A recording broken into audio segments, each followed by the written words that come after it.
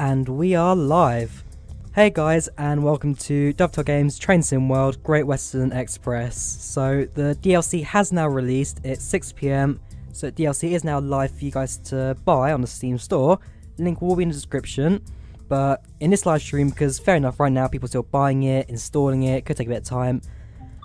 So why not watch this whilst you're at it. So Dovetail Games Great Western Express description. So the Great Western Express brings to life the experience of driving high-speed commuter passenger trains on one of Britain's busiest railways. Control the iconic Great Western Railway's high-speed train and commands it to 125 miles per hour along the Great Western Main Line out of London Paddington Main Line Station. So here we are in the main part of Train Sim World Great Western. So we are currently at Royal Oakham Depot, as the background is, as opposed to the Alaskan town for Heavy Haul. And we've got three setups. We've got the tutorials, which if you go through that, it just basically goes through tutorials of the three trains: Class 43 HST, 166 Commuter and 66 Freighter, and the station stopping tutorial as well. So we head back out, head to scenarios, got a load of missions as well. I might do a mini-series on this. Every Monday I'll do an episode a day, where I'll do each mission one by one. Bit of fun that as well, so not too long, bear in mind it's only about an hour-long route. And what you guys are interested in right now are the services. So here we go, the walking passenger mode, we can spawn up at any station on the line, the Class 43 high-speed train, Class 166 commuter, and the Class 66 freighter train. So once that loads there, I think first of all, we'll do the Class 166, I think that's the train that most people are interested in with this DLC. So we'll spawn that up, go for a bit of clouds, yeah, just a bit of cloud, maybe not that much. A few gaps, there we go, that's a nice cloud level. Right, so spawn it up, and let's go for a normal daytime route, shall we? London Paddington to Greenford, quite a bit of a short route actually. Driving network turbo, first half journey to Greenford. Now I'll do a whole route from Paddington to Reading, there we go, 1412, driving network along the Thames Valley. Let's start that up, and let's go into the first mission of Train Sim World. So, how are you guys doing? Who's actually bought the DLC? Oh no, like in the chat, let me know who bought the DLC, who's going to wait a bit, who's going to watch this first before deciding. Like, what are you guys thinking in terms of the Great Western DLC? Right, everything has loaded. Hopefully the frame rate shouldn't be too bad. 14 FPS. I know. Right, my specs down in the description, but they are slightly below par in terms of actual graphics for the system.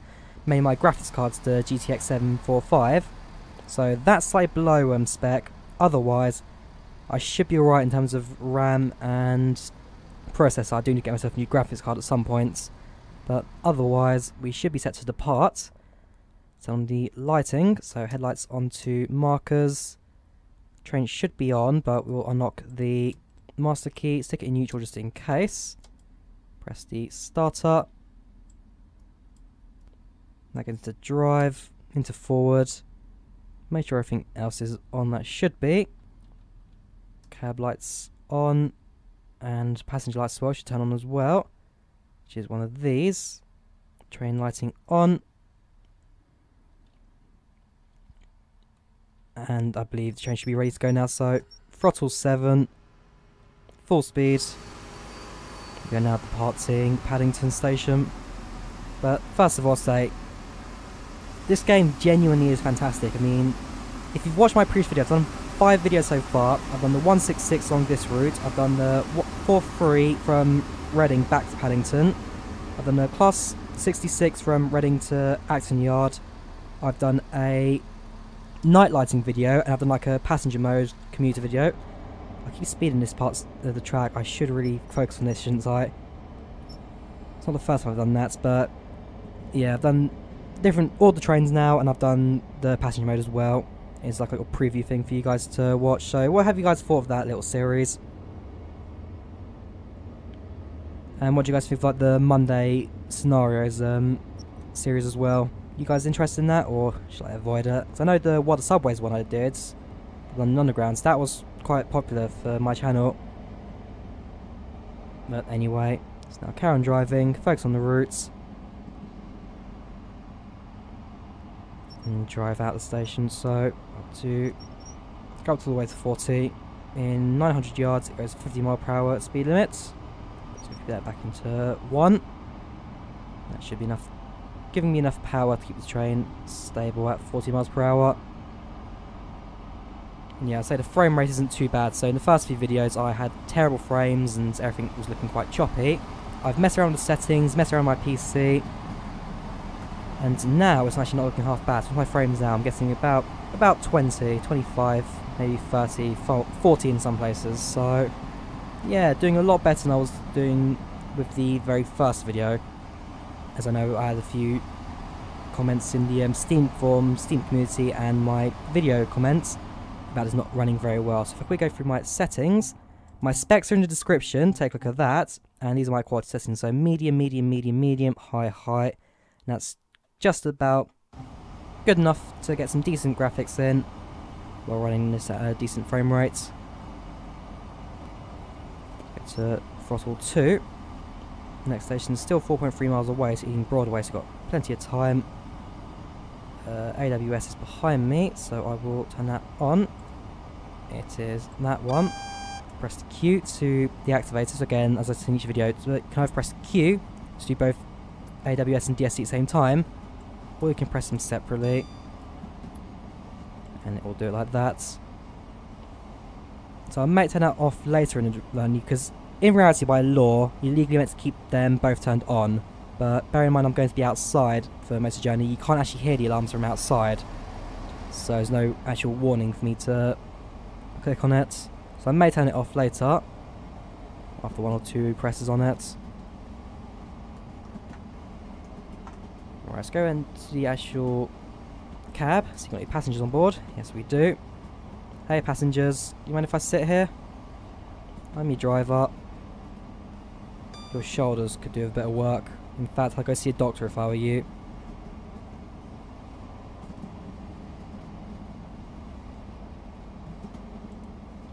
Close the door behind me, head back into the cab. So far, I've thoroughly enjoyed this DLC. Speed limit's just gone up. I've thoroughly enjoyed this DLC, having it 24 hours now, or coming up to about that.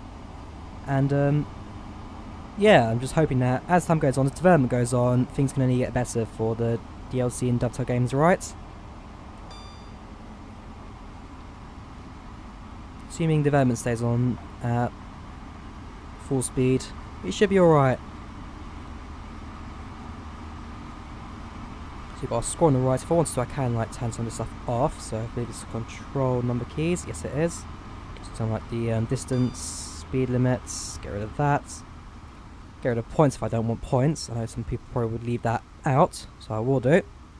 Control 6 does points, just to let you know. And it comes like tab, it lets you request pass a danger signal or unlock doors. Good for HST where there is no door lock in the cab. And then pressing 0 will let you look at the different cameras in the things. So go for free camera, give us this one.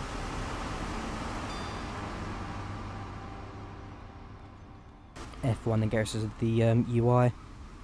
Alright, 2.7 miles till Ealing.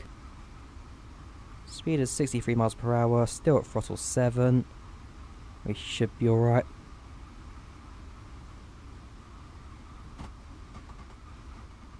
So I do apologise if I'm not looking at the chats too much in this live stream, mainly because I've got this on full screen so I can't actually see the chats. But I'll try and look at my phone every once in a while, see if there's anything you guys want to look at. But yeah, do apologise if I'm not looking at chats too often in this stream. Just down with the bogies, the slight movements in that light. Very light movements, but just the physics on that, it looks fantastic. I just love that. Same can be said for the carriage coupling here. Just very light movements. It's a tiny little detail, but it's just a really nice one to have. Brings this thing really to life. Like even down here, the latches, just so small, but so nice.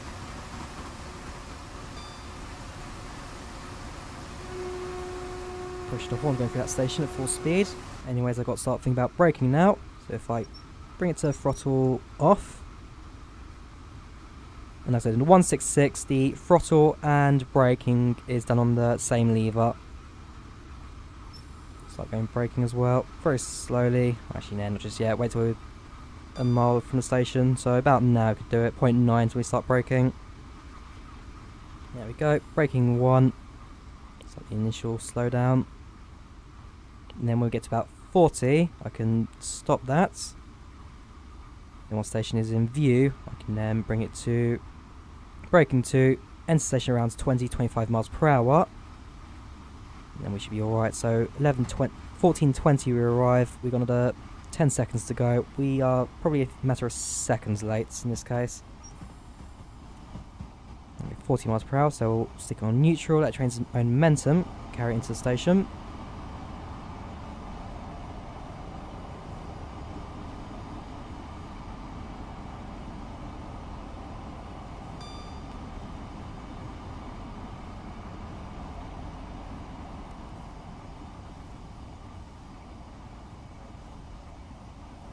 There we go, looking good. Station's in view.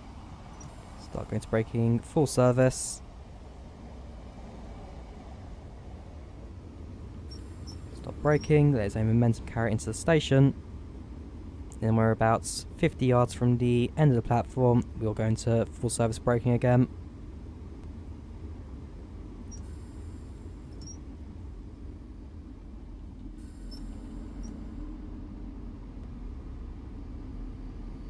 And yep, that'll do.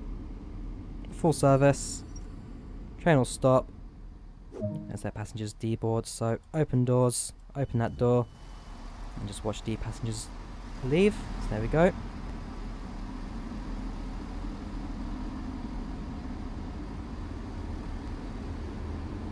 Now I'm really on the platform waiting for a train, but in terms of passengers deboarding, that's essentially the entire train now leaving. Not sure why some people getting off at Ealing Broadway from Paddington. Probably could have done the London Underground for that, but oh well. Then yeah, there are steps on tracks if I wanted to. I'm going to the tracks.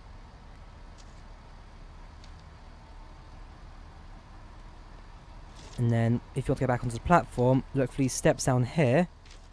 And what we can do is just press E to interact with it. We'll be back on the platform. Few disruptions by the looks of things. Yeah, so basically this was the survey for the route, the Great Western Railway, was done in 2016 when the upgrade was still very much going on in this part of the route. So that's why there's still some like construction going on and all that. But either way, it's not too bad. Alright, doors locking.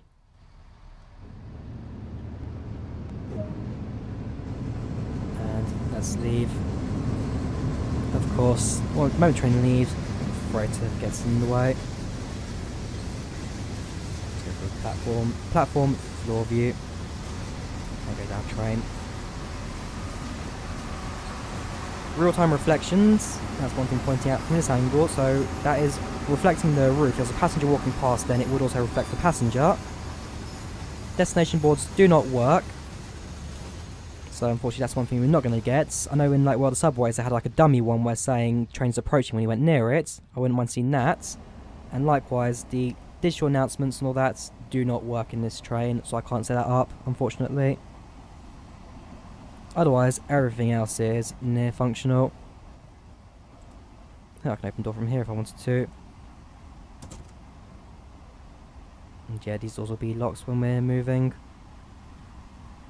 There we go, a bit of a shadow glitch from passing trains. So every once in a while, a fast-moving train will cause a little shadow glitch from the windows.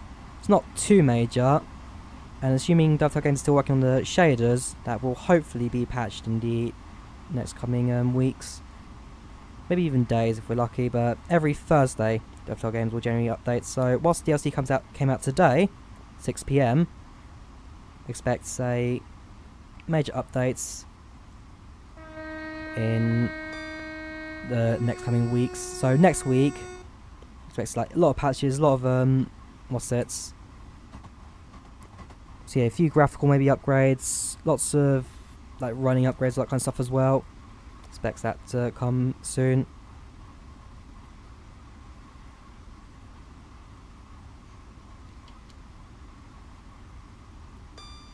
And there we go. Looking good. Probably actually should have started this at Reading than the return journey. I mean, the video I did on yesterday evening, essentially same route, just different time. Probably should on the return from raiding, but it doesn't matter too much really.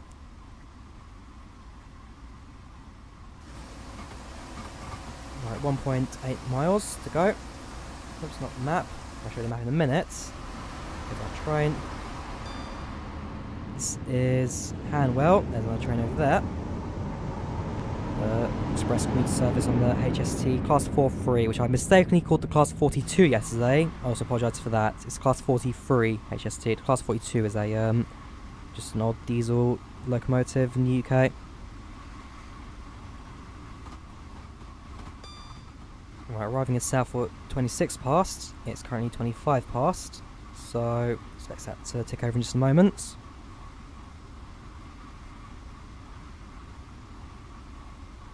Alright, right down to braking 1.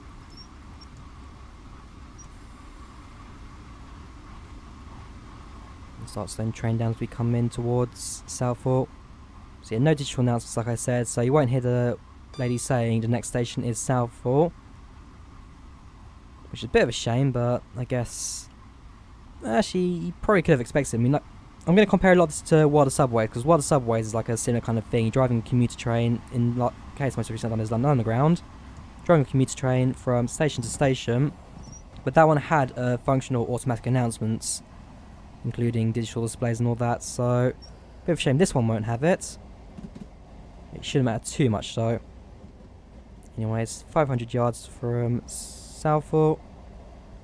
You only have one language assigned, so in reality Southport have the name of the station in both languages, English and Arabic. Bear in mind there's a load of Arabic people in this part of London, so you have got signs in Arabic, although unfortunately this game has not included that within the release, so one tiny detail you're not going to see too much of. Anyway, arriving at Southport, we're actually on time. We're actually on time. Did not expect that, I can tell you.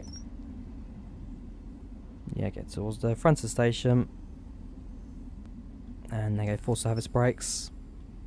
And yes, it also has emergency brakes on it, but we won't use that too much. Objective complete. Our train over there. Let's unlock the doors.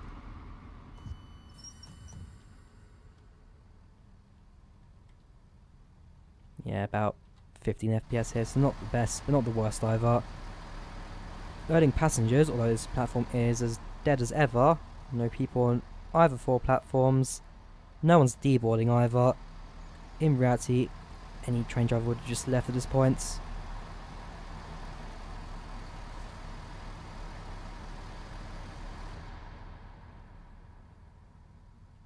Another few seconds to go, might as well explore this platform whilst I'm waiting. They've got a proper health point in that.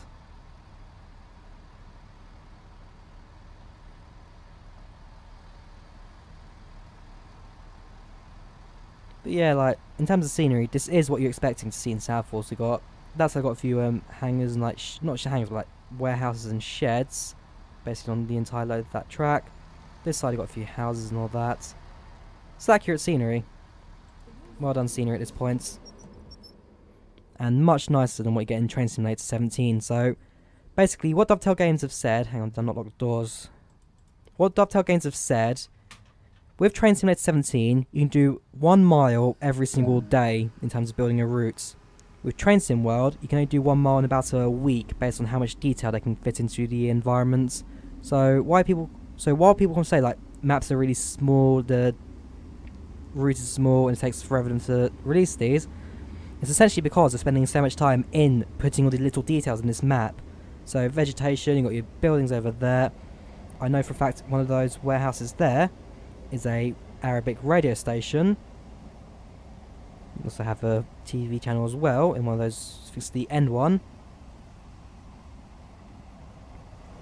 Yeah, the little details you get in this simulator are a lot more than we get in Train Simulator 17, and it's why people keep asking for an editor.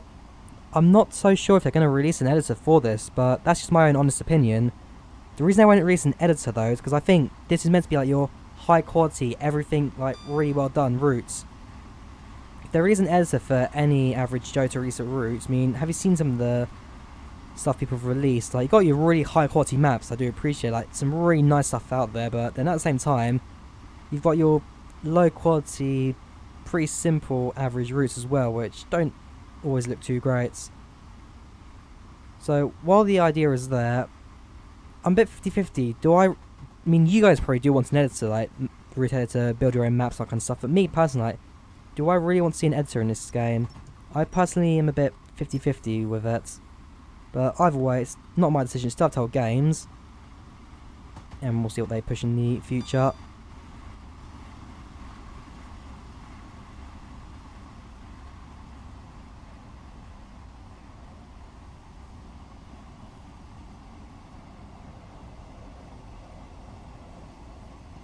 Right, we're coming into Hayes and Harlington now.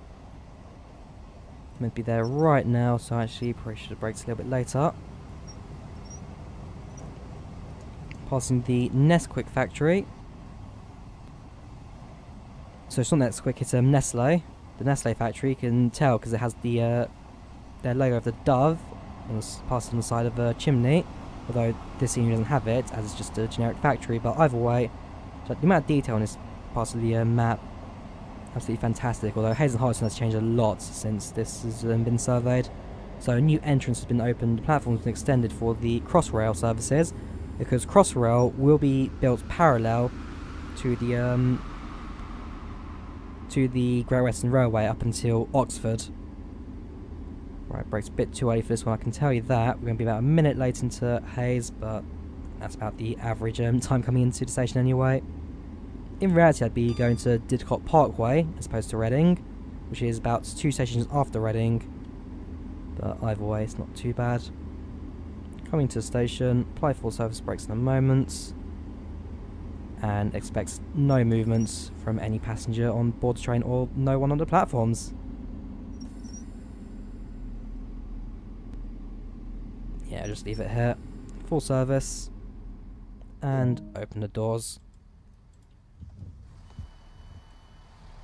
Like I said, no movements. Also, the bridge here is inaccurate. I know the bridge at Hayes and Harlington, it doesn't go across all 3 platforms, it's just 2. And it's got like a roof over it, and it's much odder than this, so while they're using some standard assets for parts of the route, the majority of it is still like high quality and all that. So yeah, like I said, there's a new entrance here to exit the station. There's no gaps or anything here, so you can't see the fact that they've used different standard assets for all platforms and everything, but while some things may be slightly inaccurate, like you can also exit the station from here, I believe, as well, for another ramp, as opposed to just that. Oh. Ah, okay, access to the tracks. I like that. Definitely climb to the signal box. No, you can't. I like that. Different way to access the track. Not the most accurate station in the world, but then again, it has changed a fair bit in the last year, so maybe some of the thing I'm talking about is not even here anymore. Just locked myself out. Lock the doors, and let's bring it to full speed. Next station is Langley. No, I think there's one more before Langley. West Drayton.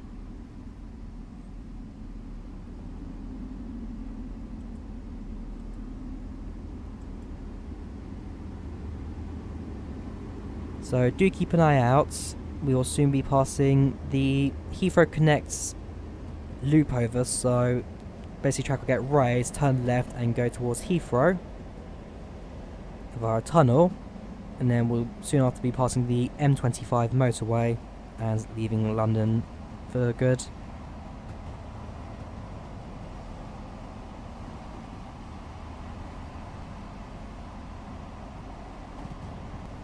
Speed limit here is 90, so essentially top speed of this train.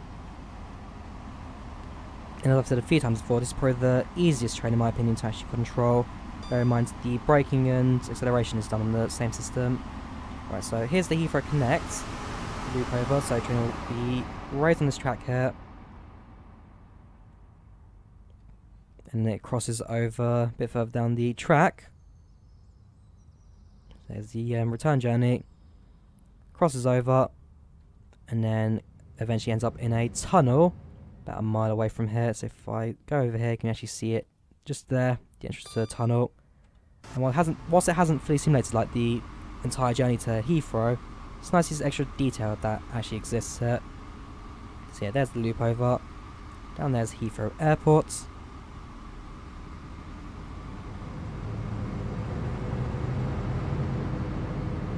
And I believe this is now the N25 motorway. And yep, we'll now be leaving London. We've got a train. Look above. Well, it's not a proper dual carriageway. You can tell this is going to be the M25. Grand Union Canal parallel to it. And then just your average stuff to the left of it. Right then, is that 0.6? Ooh, okay, I've really left this one a bit late.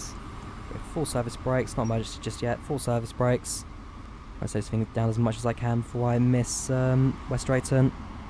54 past again, we're about a minute late. Doesn't matter too much though.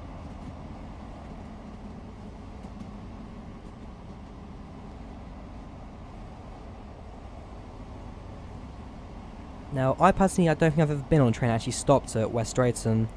Normally we skip this one and end up in Langley as our next stop from Hayes and Harlington. But that might just be because I'm on different service, in this case the 2 o'clock one. Yeah, West Drayton 14:34, currently it's 14:35. We should be alright in terms of arriving. Full service brakes, actually I'm going to go emergency brakes, I'm going way too fast at this point. Back to full service. Back to braking 2.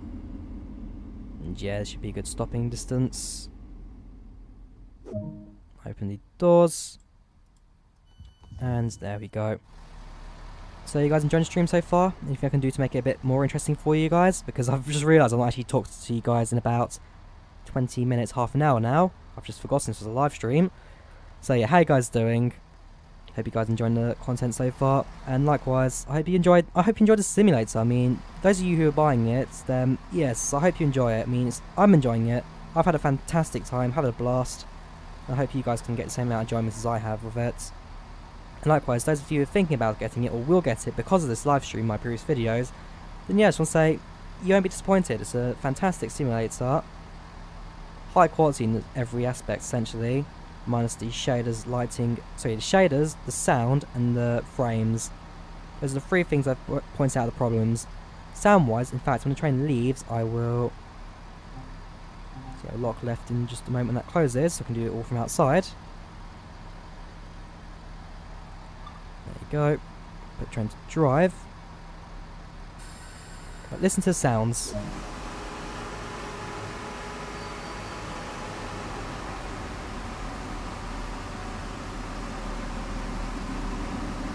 Like, it has the roar of the Class 166, but it just doesn't have it. It's like, if you know what I mean. It has it, but it's not quite right. It's not great. It's like a Jeju kind of sound, but we might see that improve in the future.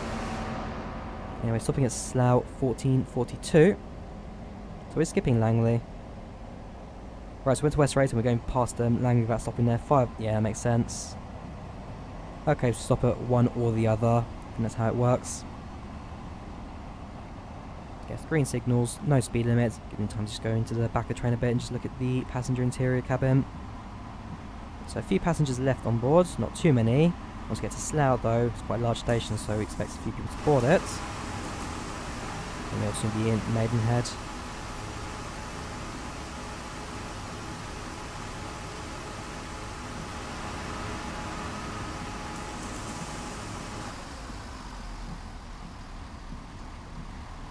Right, back into our driver. Oops! I didn't fail that, did I? I think I may have. The one time I leave, I actually did the AWS. So the AWS is now going to stop the train. And then we have to bring it back up again to speed once we stop.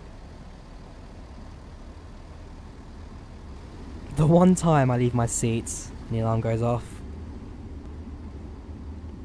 Great job, mate.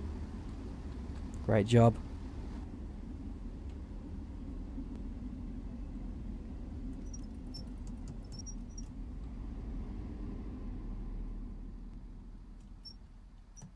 Right, back into neutral. Train can come on.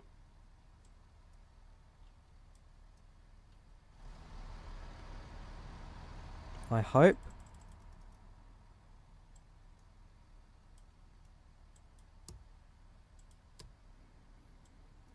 Yep, Maybe a problem, hang on. Yeah, throttle brake, set that to full service.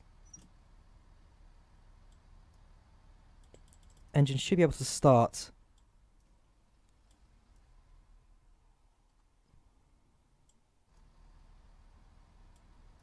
Okay, so we've now reset the engine.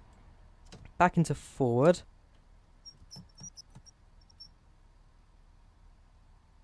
Although, because, yeah, the system's gone. There we go. Back up to speed. Right, that's not looking good. That's not going to look good on my timetable. 39 right now. We're meant to arrive in Slough at 42. So we're going to be a few minutes late now because of my slight accidental WS. I've turned it off now, which means I can explore the train without issues. I said I'd turn it off, but I forgot to turn it off. Oops. Right, now my mission is now to catch up with the timetable before we arrive in Reading.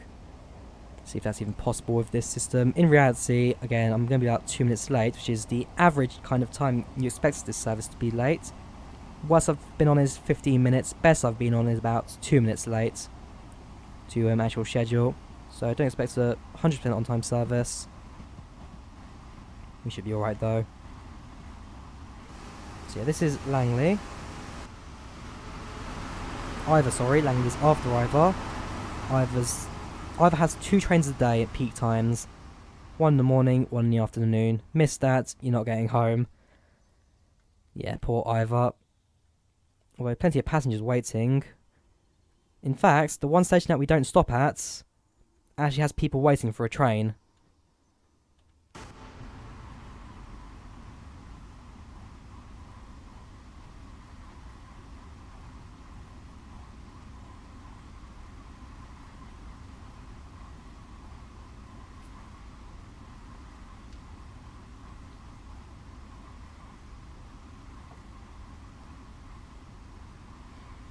Right, so how are we doing? Not looking too bad just yet.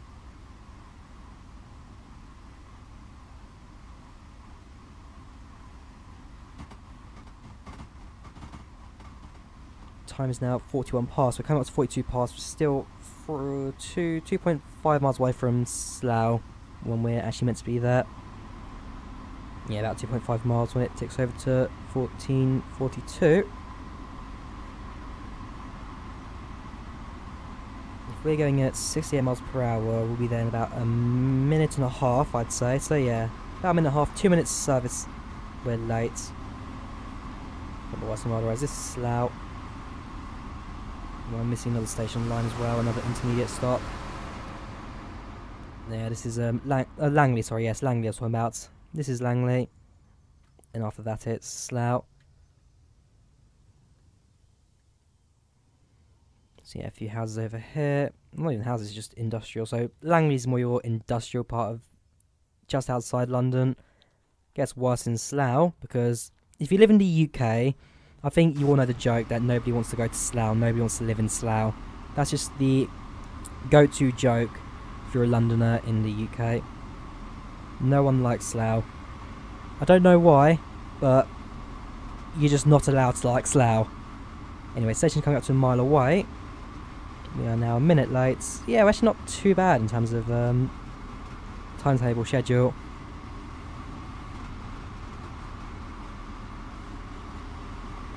I'll try and go right to the limit in terms of how far and fast I can go without applying the brakes. Although, yeah, I think I should go to braking 2 now.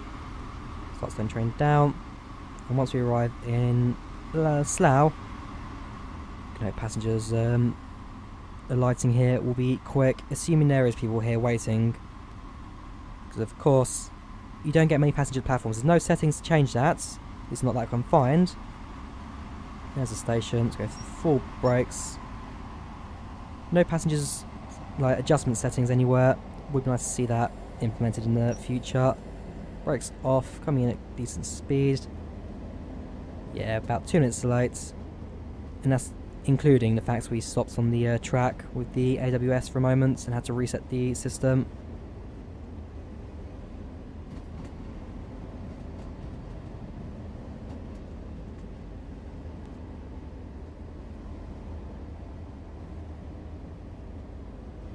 I said it would happen in the start stream, didn't I? So I'll go back to the start of the stream and I said I'll turn it off before I forget when I go to the back of the train. But I did forget in the end, and this caused that. Braking 1. That train also arriving in Slough. Braking 2. And full service. There were a few passengers waiting.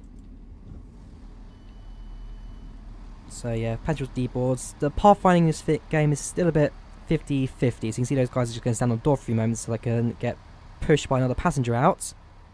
Passengers boarding train isn't too bad, but at the same time, they don't actually walk to their seats, they just teleport on and off the train. While the subway is the game I'm comparing this to at the moment, in terms of like this kind of functionality, they'll actually walk into the train, find the door, and walk to their seats. The pathfinding in that game is absolutely spot on. Anyways, waiting at Slough now. And we'll be departing in just a few moments. Next station is Maidenhead. I think. Possibly. Next station generally is Maidenhead, but they might stick 1 or 2 stations in between. Bear in mind we went to West Drayton as opposed to Langley. The train coming in. That's probably an express service because the express service does stop at Slough. Locked doors. And full speed out, full throttle. So yeah, there we are. There's the other train on the far side. That train has just arrived as well. Speed limits now down to 60. We'll get to Burnham as well. That really is a random station on this line. And a load of passengers deboarding. Although I've not noticed any 6-car services yet in this game, just 3 cars, and he actually stops here himself. Comes to the end of the line. She even, I assume, is the gender of that train driver. I do apologise, guys. But yeah. Haven't seen any 6-car services, only 3-car services for the 166, and only 9-car services, although it's 2 driver cabs and 7 passenger cars for the 43 HST.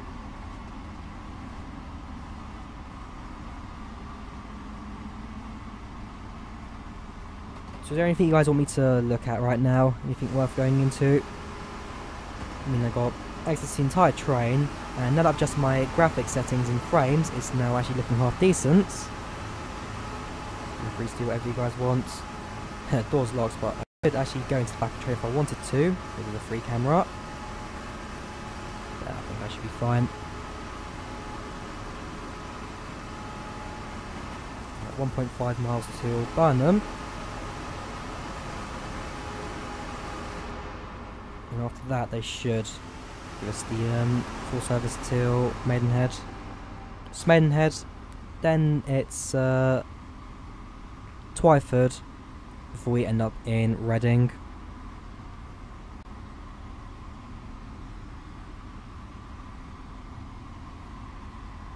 Alright, getting up to a mile close. So before I would start breaking it a mile, looks like you can actually do it a bit closer to the station until it gets some decent time in. Because time is now 14:48, so yeah, 2 minutes departure, 2 minutes late as I said we would be. Start going to the braking, so braking 2. Just go actually go braking 1 for now. Station not in view just yet. There we go, it's now starting to come in through the fog at the other end of the platform. Right, braking 2.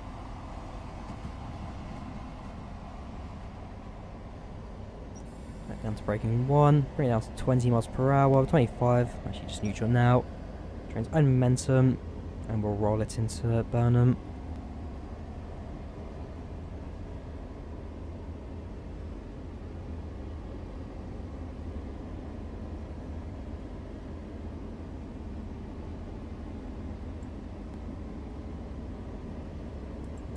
Here, if I want to, I can right click and then go for the actual mouse options, all that as well. But I prefer doing it like this. Anyways, braking 2.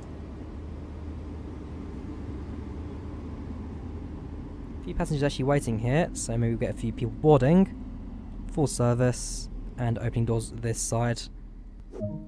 Who actually watched the full video of the original one? You watched the full video, because there's one crucial mistake I made in this video coming to the station, and it was probably the funniest thing ever. I won't say what it was. If you want to know, you have to watch the entire video, but it genuinely was the most unintentionally funny thing I have ever seen in a train simulator. It was purely accidental, because when I first drove the 166, I got confused by the door, so I thought that the bottom panel's right hand side, top panel left hand side, as this is on the London Underground. But nope, I forgot about these buttons over here, and it led to the most interesting thing, the funniest thing I've ever done in a train simulator. I don't think there'll be a step here, so I can't actually climb back onto the station if I went onto the track. Otherwise, passengers now boarding. For a guard buzzer. Close the door. And let's go. So yeah, next station should be now Maidenhead. Really, against Taplow as well? I think there's like 6 services a day to Taplow, maybe a little bit more than that, but Taplow is not a very common station.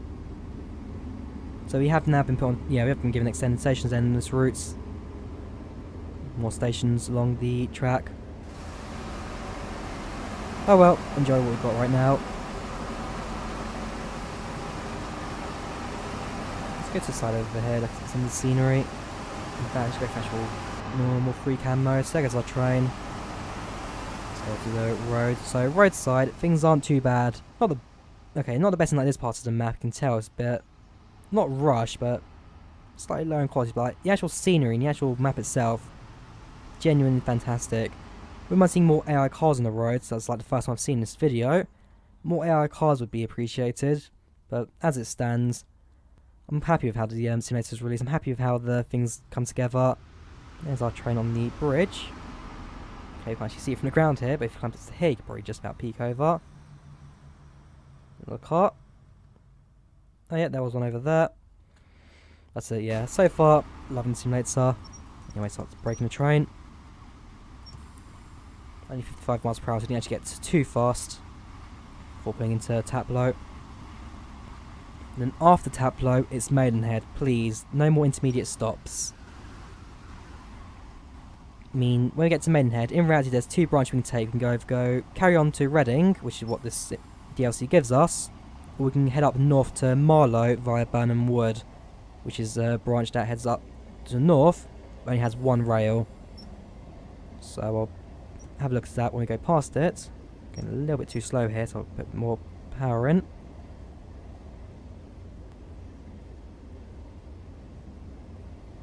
Yeah, I personally have never stopped at Taplow myself.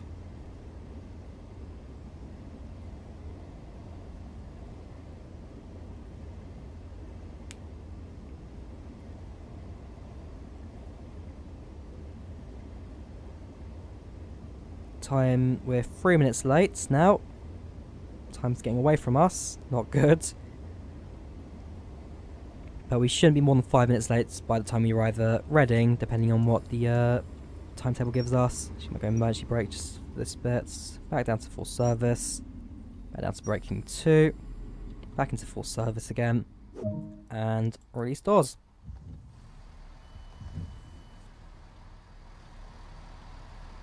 Yeah, slight gap in the station. Press C to crouch. Shift, so this is normal walking speed. Press shift to sprint, gives you a little bit more of a boost. Not that much, but lets you walk around a bit quicker. And yeah, not too bad. See what we've got in the bins. Anything good in here? Just paper bags. And functional displays. Station buildings essentially the same at every stop, but with different like posters, all that kind of stuff. Like I said, one thing I commented on in the 166 video, I'm going to say again, I wouldn't mind like fake advertisements, something just to fill the gap here. I mean, the developers Dovetail Games, take a look at what the subways do with their fake adverts at stations and trains. That's the best way to do it. Fake adverts to look like real things, and a bit of comedy aspects to it. Put them in the actual advert spots and all that, it genuinely looks fantastic in terms of fitting the simulator. Anyway, close the doors and train throttle to full speed. Close the door and we're clear to go.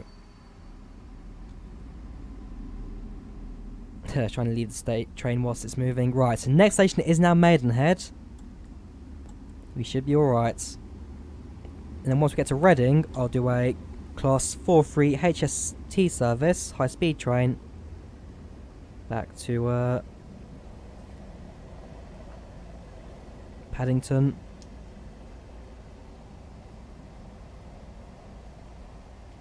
And I am tempted to do that as a night service. I wouldn't mind doing that as a nighttime train, the Class 4-3. I mean, I showed it off in the night lighting episode, which I did about 12 o'clock today, showing off how the simulator looks at night. I wouldn't mind doing a whole video on that as like a whole route of that during the stream. So next up, we'll do a night train in the Class 4-3 from Reading to Paddington. It was like 11 o'clock departure, wasn't it? So I have to double check on the scheduling for that.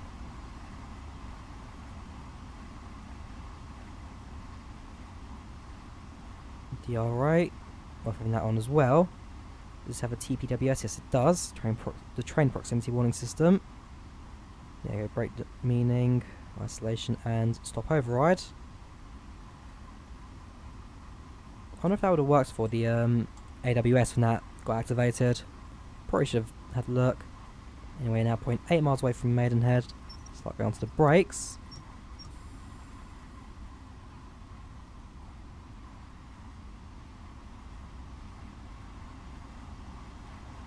Yeah, around Maidenhead in real life, the area is absolutely beautiful, I can tell you, even on a train. On the simulator, it's your standard train simulator, but it's not too bad as like a representation. So like I said, the houses are there, the buildings are there, the River Thames a bit further back is there. Really well done. And I think Maidenhead's one of the better represented stations within the simulator. So there are some stations better than others. Maidenhead's really well done. You can tell they've got their own custom model for it. The only thing that they're really missing is the food stand they have on the platform. So it's like a food and drink store. You can buy some snacks whilst you're going. If they include that, then yeah, Maidenhead will be absolutely perfect for this part of the route.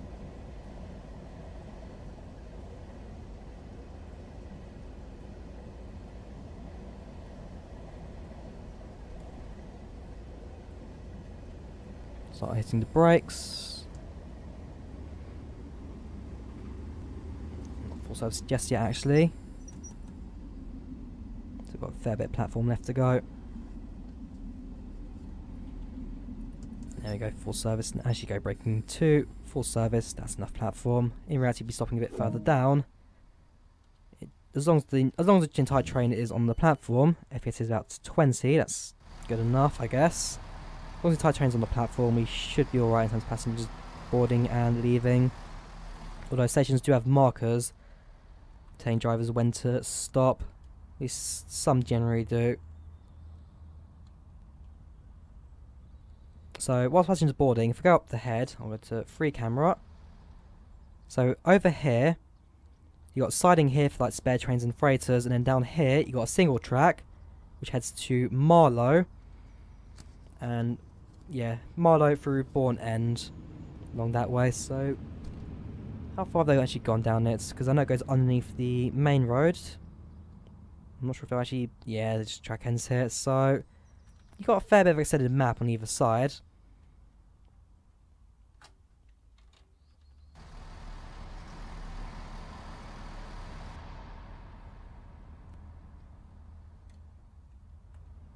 Right, lock doors on left. I'll do it from passenger view. So again, the sounds could do with improving, but first thing I want to see is new shaders, just something a bit more improved in this aspect.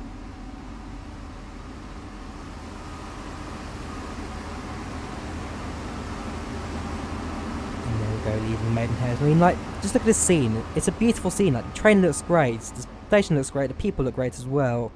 Is that his arm protruding from his shoulder? Not too sure. I think it may be. But yeah, like, it looks good. The scene looks good. Just minor tweaking, I'd say, and it's perfect, really. So all the simulator needs, minor tweaking. Right, so in the real world, Maidenhead is as far as I've gone on the Great Western Main Line, so Twyford and Reading are going to be new to me in terms of like real world, because I have done this route a few times like in the actual train simulator, but in the real world it's all new to me. By the way, based on what I've seen already on the route, I can't say there's anything wrong with this. It looks great. Got a few houses. Once the house ends, you're just on field, and then it's countryside once you're out to Maidenhead for the rest of the journey, until you get to Reading, which is a bit more industrial. Few warehouses on the tracks, but generally quite clear.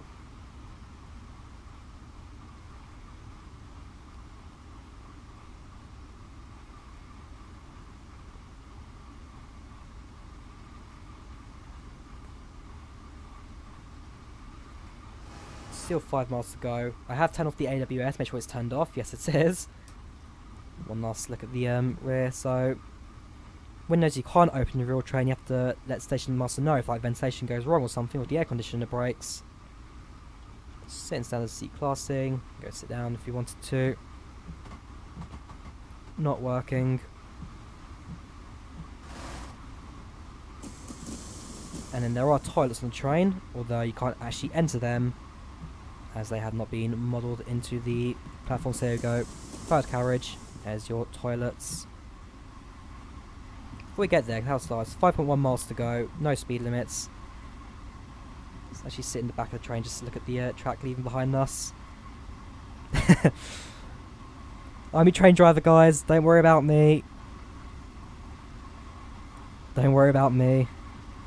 We're reversed. Actually, I could probably do the entire service in reverse if I wanted to, from the front of the train, from the back of the train even. It would be quite stupid, but it would be quite funny. Although I'm not going to do it. Or maybe I'll do that in a different video, guys. But yeah, I know you guys are going to ask for, do the journey in reverse, do a reverse train. No is the answer, but I will do it in the video, just based on the fact I could mess up and I will try and get a perfect run on it. Doing the journey in reverse, that'd be quite interesting. Right, 4.1 miles to go. We're meant to be here in 2 minutes. 1 minute even. Yeah, so about 3 minutes delay, it's not too bad. And our passengers will never know that the reason we stopped was because of the AWS, aka the train didn't realise I was gone. And I can just say it was like a red signal or something on the digital announcer. That does not work either. Well, actually, because I know the in Heavy Haul there was like a... Well, it didn't really work. The radio did have like a push-to-talk button where you can click on it and pretend you're talking to passengers. I don't think this is going to even simulate that. Answer is no. Wait. Destination. I've not seen that before. It's non-functional. You can only press those 2 buttons, but... Right, it's like they may have started doing the destination display. That is going to be interesting to have a look at, but yes, those 2 buttons do work. Destination next, destination previous. If I go to the front of the train, I actually want free cam mode. Look at the top of the train, it should say Reading, though it's not going to, because yes, it doesn't work, it's just a blank screen. But in reality that should say Reading as our destination stop.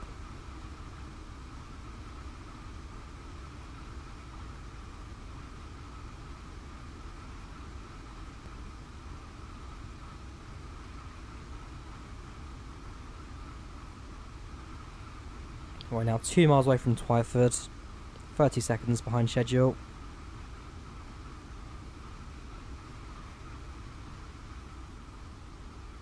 So yeah, enjoy the British countryside.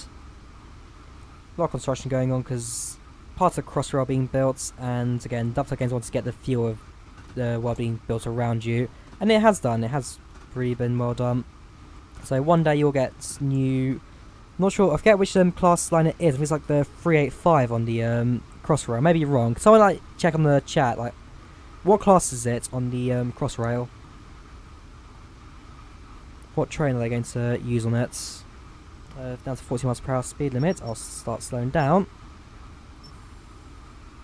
Actually, yeah, station coming up as well, so full service brakes.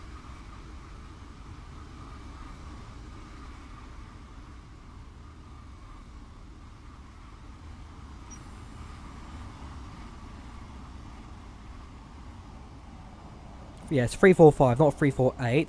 345. Nope, I want to go back to that.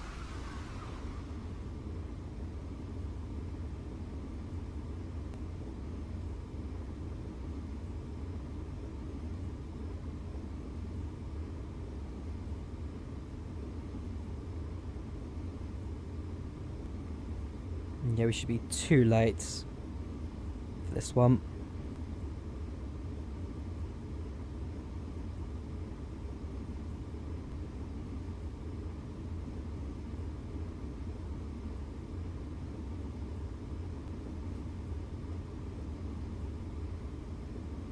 Getting messages on my Facebook page, Drawyah Games.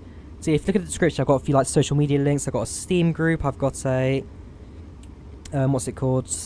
I've got a Steam group, Facebook page, Instagram, Twitter, all that. So feel free to follow me on social media if you're interested.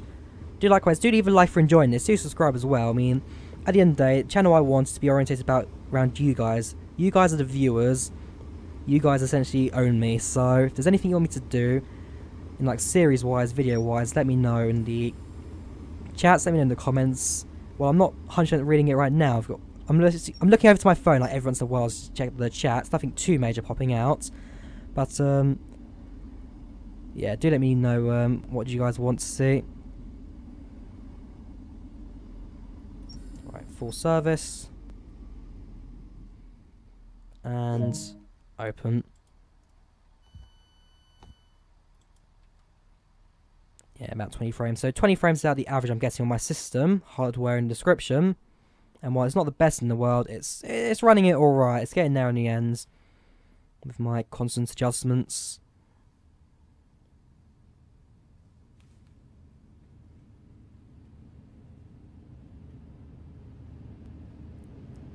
Night train coming. Sounds like a freighter. On the side. Oh no, it's a slowing down Great Western Intercity Class 43 HST. That took me way too long to say. Also, I hope you guys noticed like the subscriber link and all that actually is like a HST train. I noticed out on the internet. Thought it'd do perfect for my video. So those who subscribe, donate, and follow me on the social media and stuff. I'm streaming onto both Twitch and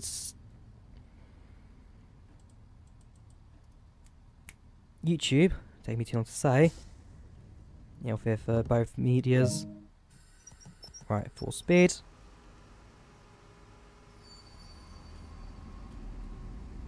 Thank you. Just leave it on the side, please. Or put it on the window, your choice.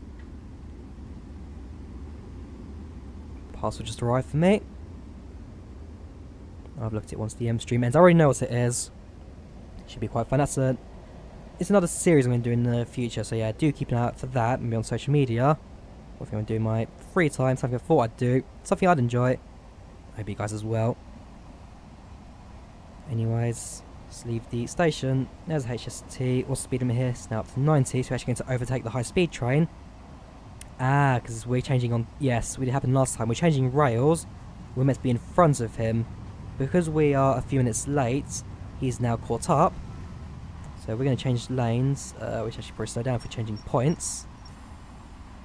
Down to... Okay, it wants 40 here, so slow down a bit.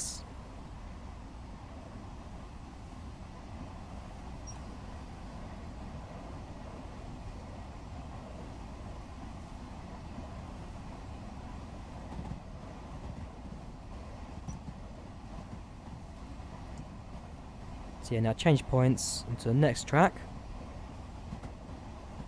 And yes, back up to 125 when we're done. We get to the first rail? Yes, we are, so do the whole thing before speeding up again. And... perfect. No, I wanted to press 3. So yeah, there we are. If we go back enough, the high-speed train we should see in the distance as well, also on the same rail. So yeah, he's going to be right behind me. But as long as the signals work, he should be two sections away from me. Shallow glitch from a passing train. Just a bit of horn for him. Don't know what the keyboard command is for the low horn. But I can't. Whoops, that's wipers. Shift to load that again. I'm not sure what the keyboard command is for the low horn, but I can press space for the high horn. And there you go, wipers have now stopped.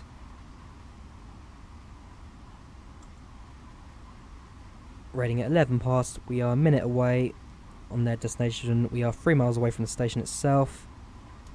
Still at throttle 7. We should be there in no time.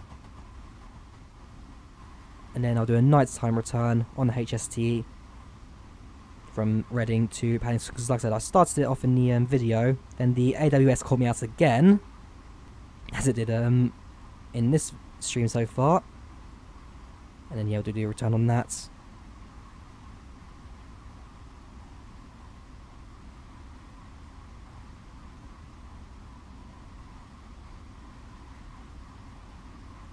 Right, yellow signal, which means the next one will be red, but I've got a feeling that the red signal is actually at the station itself, so I won't slow down for this one just yet.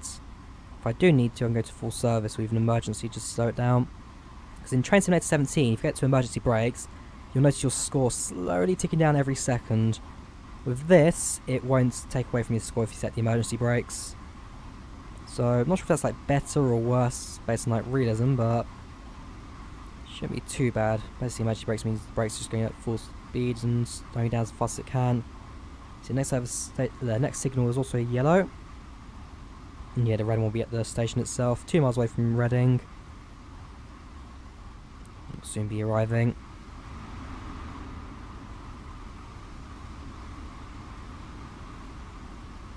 Platform will be, actually I'm not sure which platform we're even going to, because there's 8, I believe there's 8 platforms at Reading. Based on the fact that in 2010 the entire station was closed down, the entire line was closed down, so they could dig up all the track, replace it, sort out the lines well, because originally Reading used to be a hellhole for train drivers. The track was used to go everywhere. Brakes. Tracks used to go everywhere. Drivers were confused. We were going way too fast in that point, but it's fine because there's no such thing as derailing. Basically, the thing with this, so when getting the licensing for both Heavy Haul and Great Western Railways, both companies did not allow for the trains to derail or crash, because you've given them your name, you've given them basically everything they want to see. If all people are going to do is abuse it and crash your trains and so forth, they don't really want that as part of their name. So while I got the realistic physics from the carriage connectors and the bogies and all that kind of stuff, there's no actual like crash detection within the trains themselves. So while people may say you should have derailed there, you should have crashed, fair enough, I should have slowed down, but derailing's not part of the game because the companies did not allow for it in the first place. With you guys there, so as I was saying, station closed down in 2010, they rebuilt the track, they completely rebuilt the station as well. And it's not quite a nice station to go to. I mean, again, I've not been to it myself, but seeing like photos and videos, actually in the simulator as well, Reading looks like a decent station now. I think people are quite happy with the renovations here.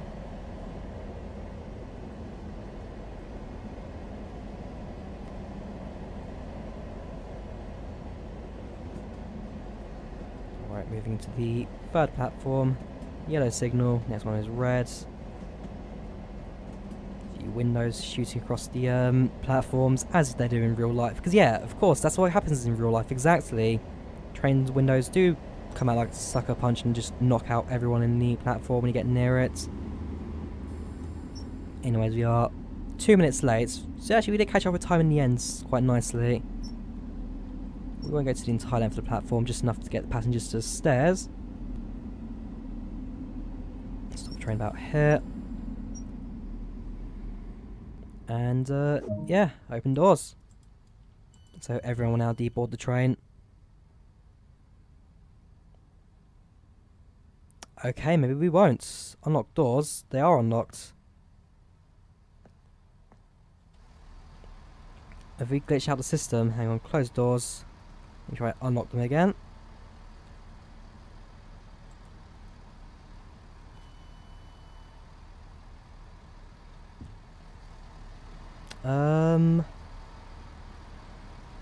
Right, that's not good.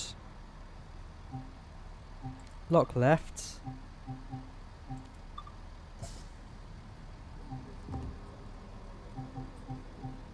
Unlock left. Try the right doors maybe? Okay, passengers wanted to deboard from this side, apparently. That's not good, guys. Dovetail Games, you need to fix this.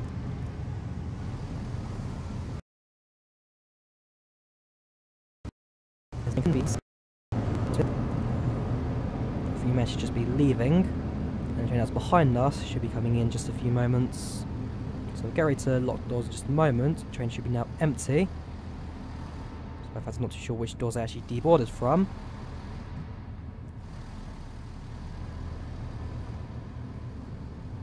And yeah, now needs to lock doors from that side in order to end the mission. The new decided to stay on the train. There's the train that's behind us. So yeah, all coming together based on real schedules, over 100 routes. So whilst the track itself may not be the longest, the actual things to come with aren't too bad. So the door's now locked. And objective complete, levelling up. Here's our end of routes score. We've levelled up on the 166, that's good. No score on the Paddington to Reading out of -1, so that all needs fixing at some point. Selling Paddington to Reading, Drawyah 19,250 out of 20,000 for level 4. There's our times on the right. We're now free to do whatever we want, including take this train now back to Paddington. Yeah, those aren't going to work yet. The elevators, maybe they'll work in the future, but I very much doubt it. And then there are some that haven't been locked off, so you can just walk down them as you would in real life. But yeah, so now head out of this, go back to the main menu, yes, and let's do a night service in the class 43. So go for service 43, Great Western Railway. Let's go for, well, it'll be night time, so I'm not going to see too much of this, but if we go for maybe a few clouds, a bit of minor precipitation, just a tiny bit, okay. And I want to go for the 11 o'clock one I've already done. So yeah, basically when you finish your routes, this one I did in the second video this morning, you get a tick mark that say you've completed it. So which one was it? Swansea to Paddington, this one it was, 21:05, should be night time by this point.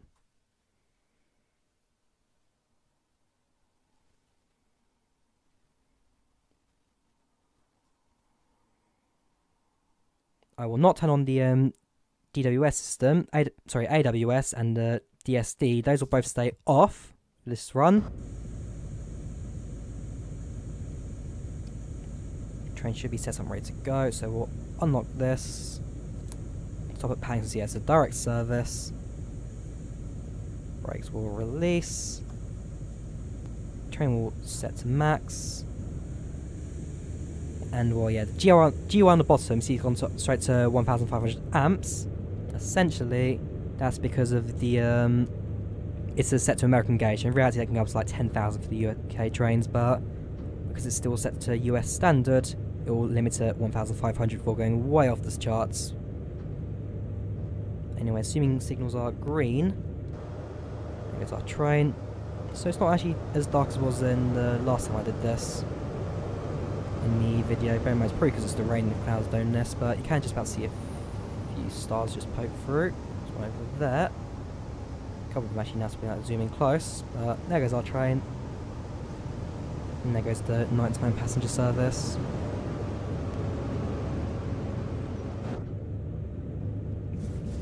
Go to 9, so we'll quickly scout ahead. How far can we go before we get to a red signal?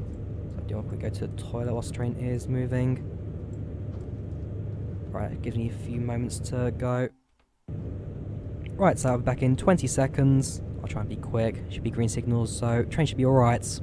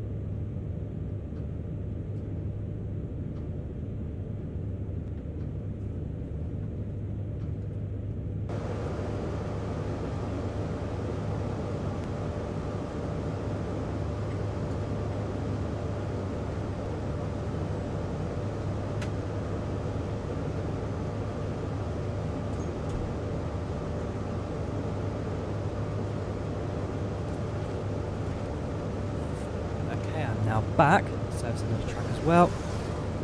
Now, him having his tail lights on, remind me I forgot to turn on my lights. On night time. Night time.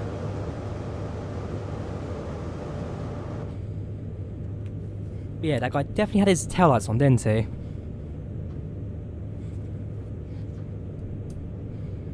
I'm pretty sure of it at least. So my microphone for some reason keeps falling out the stand. The stand itself is a bit loose, I might get a wrench or something just to tighten it. Whilst we're now at 85 miles per hour, signal's green for basically majority journey. It's quite late, it's not too many trains on the track now. Yeah, I'm not sure where the I'm not sure when the interior lighting is for the passengers, but it's not too dark for them. Should be alright. The actual minor spots of rain on the window actually, although not moving across the train like they would do in real life, bearing in mind we're moving it at high speed. Anyways, I'm now going to open this parcel. Very, very massive, very tightly packed, I'll say. Do appreciate that, bearing in mind what's inside.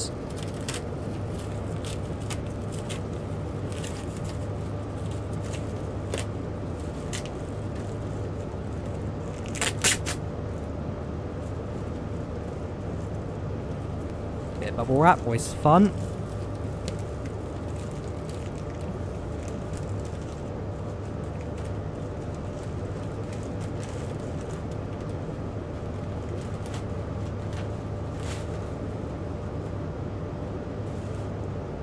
And yep, this is perfect.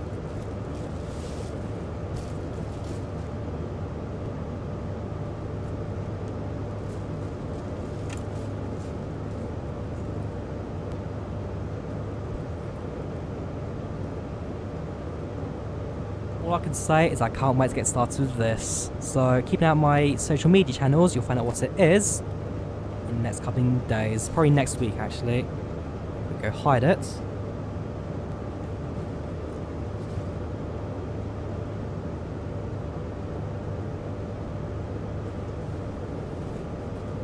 And the wrapper I'll just chuck away later.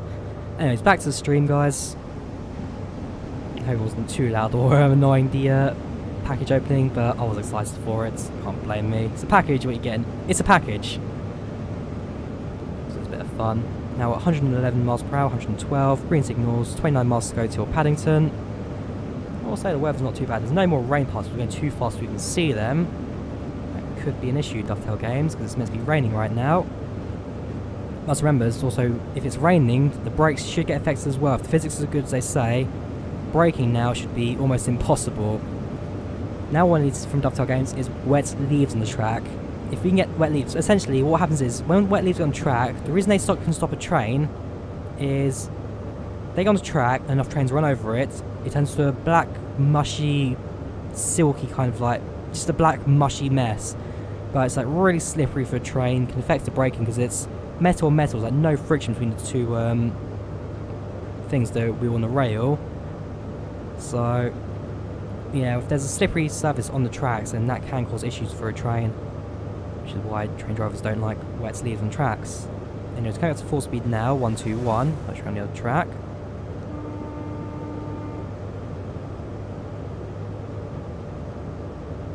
Yeah, stop at Paddington, 21:35. We should be, it's a high speed service, I doubt we're going to stop too many times, maybe once or twice at most, for like passing train. Otherwise, yeah, we should get there in no time, no problem.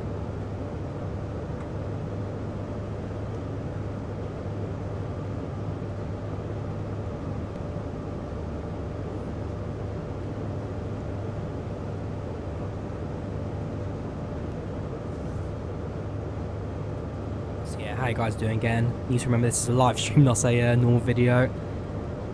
Hope you guys are all good. Yeah, yeah, I don't mind that actually as well.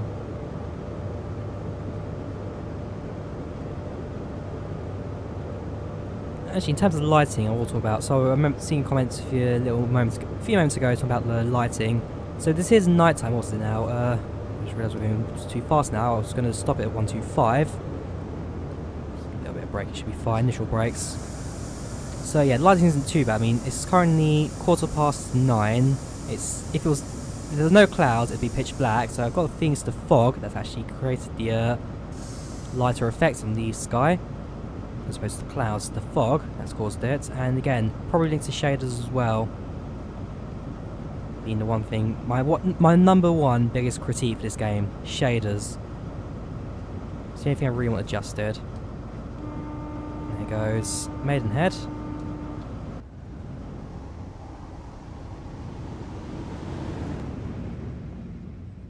So yeah, now it's slow enough we can actually see the rain particles, but we're in a train. Oh no, you're going way too fast for that. Now we should apply some light power to the train, so we should get back to 125. Just enough to get some light amperage in there. Number 5, nearly. There we go. Yeah, full 6. Is it 5 or 6 the max? Okay, it's 5 the max. So yeah, like I said, light carriage working, all that kind of stuff. Same as the other trains. Still moving. Actually, the rain particles actually made it. It's kind of webbed the carriage a fair bit. I like that. It's nice bit of minor extra detail. The actual carriage themselves, like again, the clips at the bottom actually move as they would in real life. Got the actual rubber bit between the carriage as well, actually moving, reacting to the tracks. Bogies themselves bounce and move as they would. Real-time reflection on that as well. Absolutely fantastic. Ooh, that wheel is slipping. That wheel is in fact slipping. Look at it. We've got some wheel spin there. And then you quickly path the power a bit. There you go, that actually fixed things a bit. But there was some major wheel slipping on that track, so rain does affect the train. It's a good thing to know, but it also means I could potentially destroy this train as well, purely by accident. Right, good to know, good to know. I'm not going to lie, I did not expect Dovetail to go into that much detail to include wheel slip and all that. AWS is fine. Is there a wheel slip like warning light or something? Sometimes trains have it, I don't think this one has it though. There was another service there, which is shot past within seconds. And yeah, next light is yellow. So if I can bring the train down to about 60 miles per hour.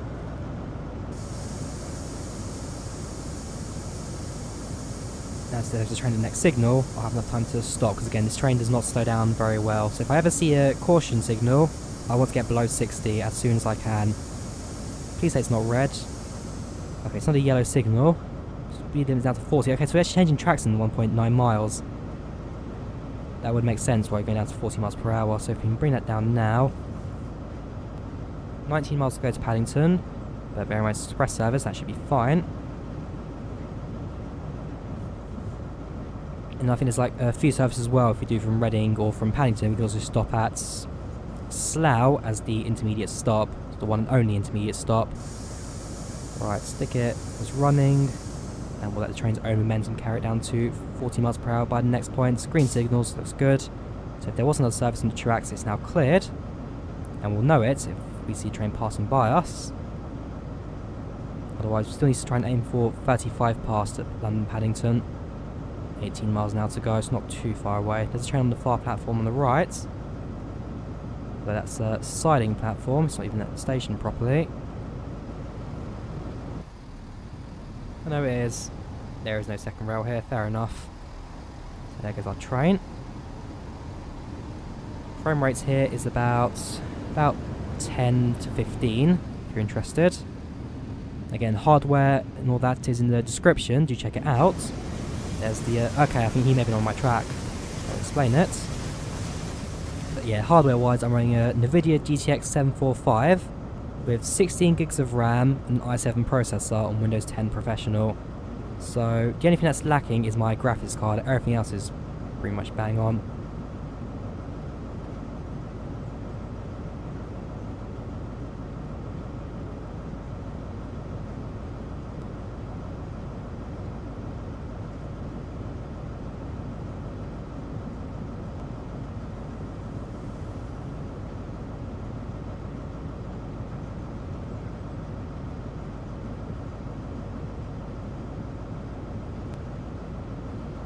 So speed limit's not down to 40 just yet. Oh, actually, it looks like it's been lifted. Should go back to full speed if I need to. Actually, I should do. If it does slow down again, I will know it so. If I get trained as close to 120 as I can, 125 top speed, try and get to Paddington as soon as I can. If I'm going to drive slowly for the entire journey, it means we'll be late, and we won't be using this train to its full efficiency, its full speed.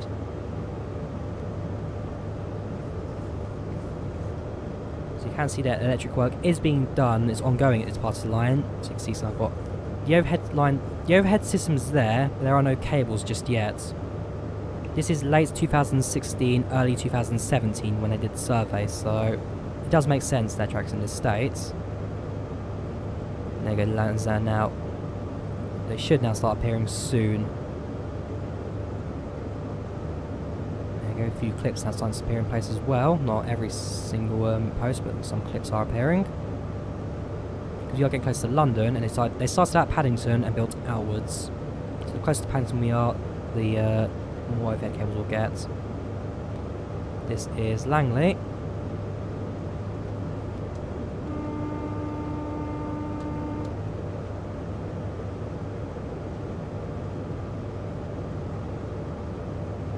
Now passing through 80 miles per hour.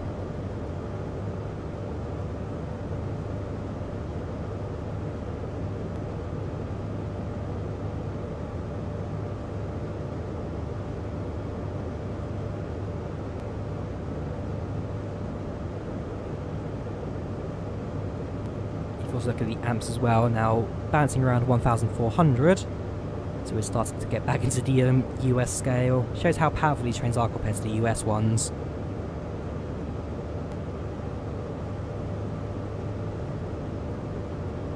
Right, no clips in place now, so we'll soon be in full overhead cable territory.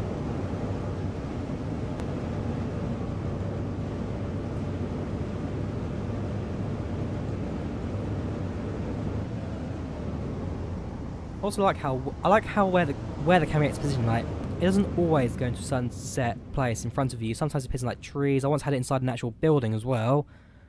Sometimes behind fences and that stuff. It's not the same camera each time. There are some good set locations around the area which do produce some nice stuff. You can tell these two are a married couple sitting on the bench, just been arguing, and now can't even face each other anymore. Easy to have a quick peek. Hashtag a married couple. Everyone doing a chat. Hashtag married couple. Because I want my own hashtag. Someone give me a hashtag, please. Does the wipers stop? Apparently they have.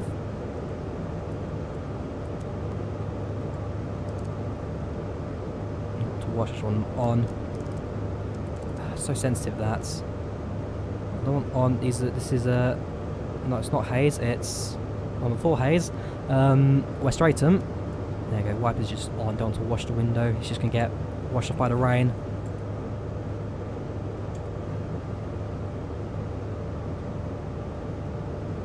Green signals. 12 miles. At most 14 minutes to arrival. As long as we stay above 100 miles per hour, we should be on time. Emphasise the word should, because don't forget we do have to slow down when we actually get to Paddington for the lane changing and actually not hitting the buffer at the end of the route. But I will say I'm definitely a lot more like used to train. So originally, like I said, I wasn't the most comfortable driving the HST. Bear in mind its braking was a bit 50-50 for me. But now I've got a little bit more experience, a little bit know what I'm doing here.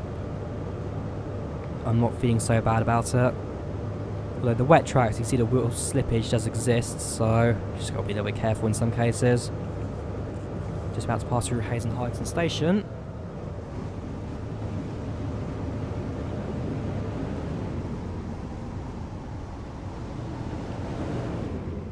I've done that before in the past.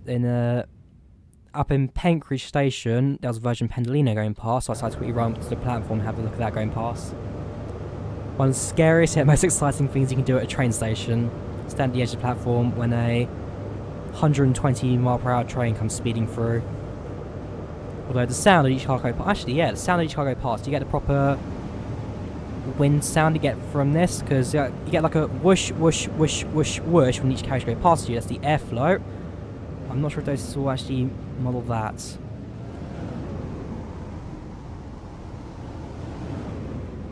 kind of does. It kind of does. It's not very emphasised on, but you can just about hear that effect's being used. We go to the end of the platform and just stop. Although yeah, the engine cars in terms of volume do take over a bit more. But yeah, it just kind of does. It's not very obvious, but it just about does. Alright, we're now 126, I'll slow down. We'll just go into idle. And let's try and go at full speed. 7.9 miles to Paddington.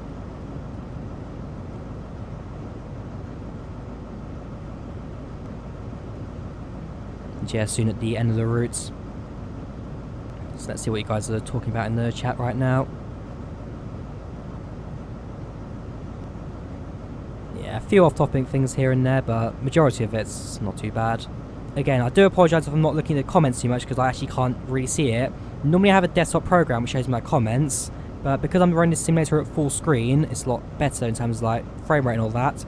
I actually cannot see what you guys are typing, so I do apologise if it looks like I'm not talking to you guys, I'm not responding to you, but if you like leave comments and so forth, I'm more than happy to like come back to stream after. I'm more than happy to do like videos later on as well based on what you guys want in this. So it's not that I'm ignoring you, because I do appreciate you guys watching this video and do like appreciate the likes and subscribes as well and that kind of stuff, but because I can hear you guys like subscribing, that kind of stuff. I get a few of those, so I'm not really going to check on that if there's like a subscribe, a like, or a donation. If I have a donation, I should be reading the chat you guys are putting on, so I do appreciate all that, but based on the fact that I'm a little bit occupied right now, I just don't have the time to check it. So yeah, full apologies if I'm not running this stream as best I can be. But again, it's because of the fact that you've seen my previous videos, how low the frame rate can be and how poorly optimized it is also in some cases. If I run it at full screen, it runs it a lot better. I get a lot more frames in, like what I'm doing right now, 20 FPS, so yeah, that's decent for my system. It's as good as I'm going to get, so I do apologise for any issues in terms of missing comments or missing any important messages. If you want to message me, add me on Steam, add me on add me on Steam. Go to my Facebook, I've got like a message thing on there as well for me to check out stuff. Check out my Steam like chats as well in the Steam community. I've got all that available for you guys. Do check it out. But yeah, I do apologise for not following what you guys want in the stream as such. Just based on management of the videos and all that. I will try and improve on that though in the near future. And if I do stream Train Sim World's Great Western again, then hopefully I'll have the settings all messed up around with, and hopefully it'll be running better in windowed form. Yeah, I do apologise for the few guys who have noticed a few comments saying you're not responding to us, look at your comments. Yeah, I do apologise. I'm trying to, but it's just not so easy. Bear in mind, I'm trying to manage a train in a simulator I'm not too savvy about just yet. I'm having to use my phone. So Twitch comments, I physically have no idea what Twitch is saying because I have got no access to Twitch right now. It's just YouTube comments I'm looking at.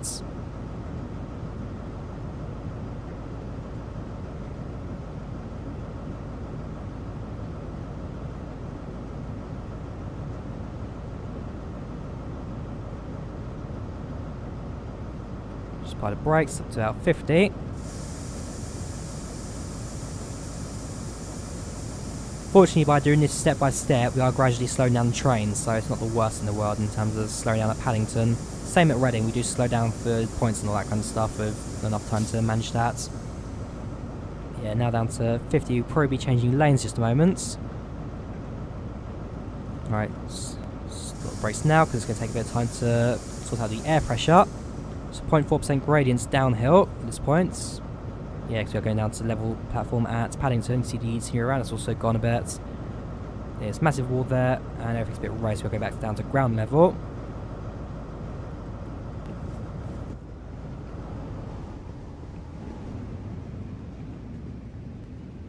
A few people's balconies, because you really want a balcony living in London, seeing this every day. Unless this is your thing, then yeah, you'd love this house, but I'm not too sure how many people live in London with a balcony just to view the trains every single day. It must get quite loud at night as well.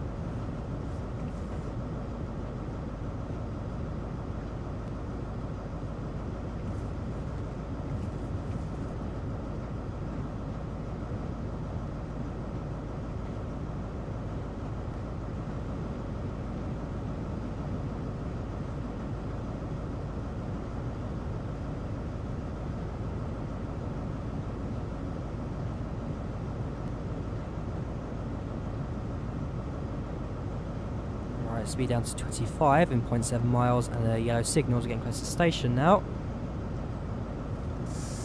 Speed's down to 40, so I'll do that now.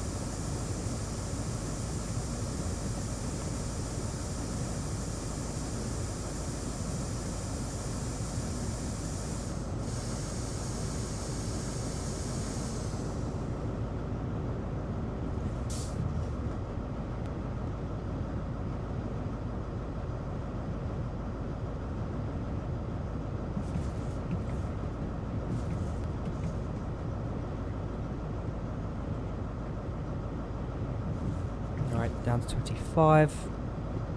Don't need too much braking at this point. Speed wise, not too bad. 35 past we arrived. We're actually going to be here early at Paddington. Passengers, you better appreciate that. We're going to Paddington early.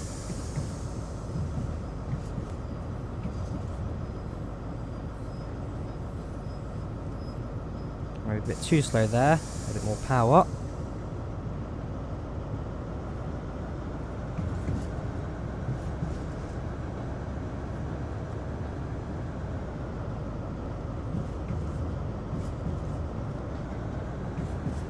Should be enough. There you go. We're actually hitting the platforms anyway, so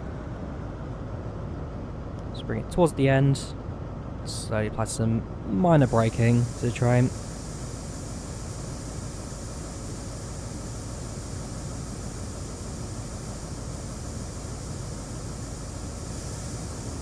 Another HST on the other platform, platform 5. We're entering platform 3. Last time I was here, I was on platform 4. Yes, I was. Alright, slowly coming to the end of the station. 70 yards still there, got then 10 yards to give before we crash into the buffers at the end of the station. Almost there. A little bit of frosting actually, just a bit more. Push train in. 3.3, 3.2, a little bit more. Little bit more. Little bit more. Okay, full brakes. This should be far enough. Perfect. Doors can unlock on the right side. The passengers deboard. And yeah, that should be fine. So we've already arrived about, well, it's 5 minutes early we entered the station. So a little bit later than that. Otherwise, the train is now at stop here. We can actually push off the engine as well. So engine stop. And lights also can turn off as well. So that is that panel down here. So yeah, just turn it off. And you're just shadowy, not shadows, echoey clicking effect from the engine. Whilst the shaders try and figure out what's going on. Passengers almost finished. Although, in fact, was the train empty?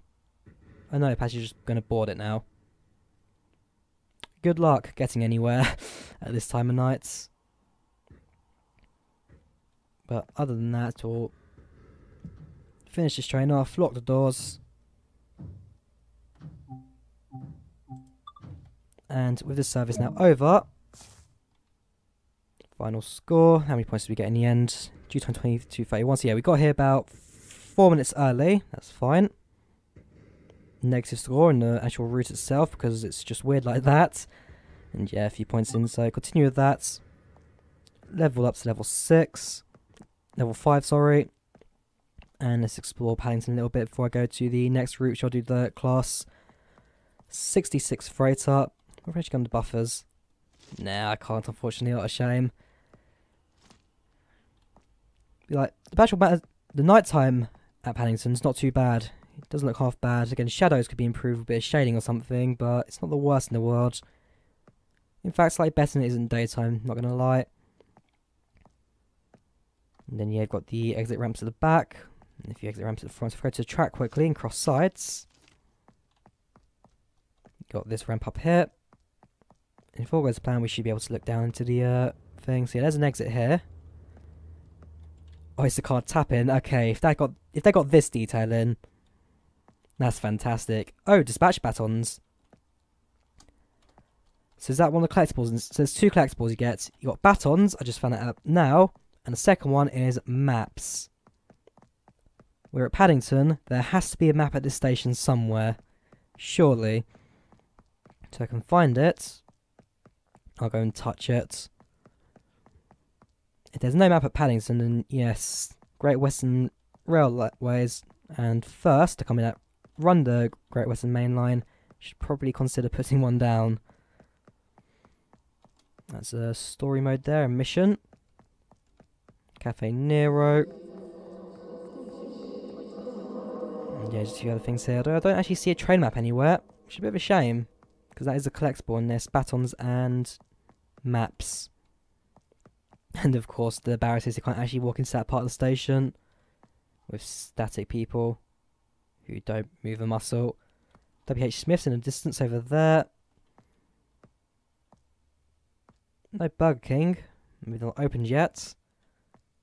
And there's something over there as well. Can't see what the logo is. But other than that, yeah, let's go for our freight train now. If I can't find a map in the station. And these are the far right platforms, 11 and 12. And underground beyond the other side of that wall. Oh, I can't exit this way. Oh well, back into main menu. Yes. Now we're going to the Class 66 freighter. The brake system's in that. Probably the one I'm least confident in. So fingers crossed I don't run like a red signal or a buffer in that one. But unfortunately it's the one I'm most likely to do so in. So I'll do 2 more routes, the Class 66. And I'll do 1 more in the Class 166. I'll probably do a shorter journey, maybe that Greenford one, or we'll see what we got. Yeah, let's go for a bit of... Actually, let's see what presets we got. So custom, some are cloudy, some are fog, some are rain.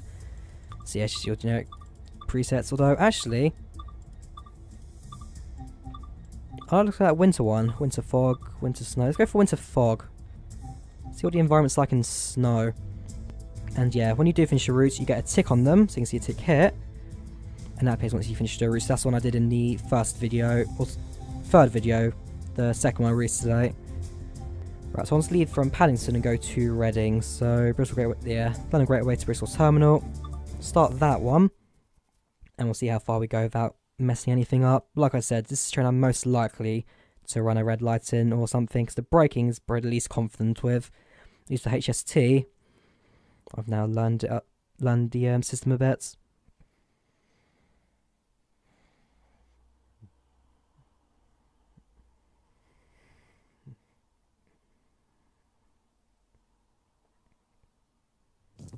Alright then, simulator loading, and wow! Things different with snow. That's now on the roof. This will be quite interesting to look at. Anyways, make sure train is set up and ready to go. So, lights are set to daytime. Yeah, so sometimes they set them before, sometimes they don't. It's a bit of a 50-50 thing. Otherwise, horn, just set the horn. We are rolling, so probably now means a good time to go forward. So, yeah, keys on, forward gear, and full throttle.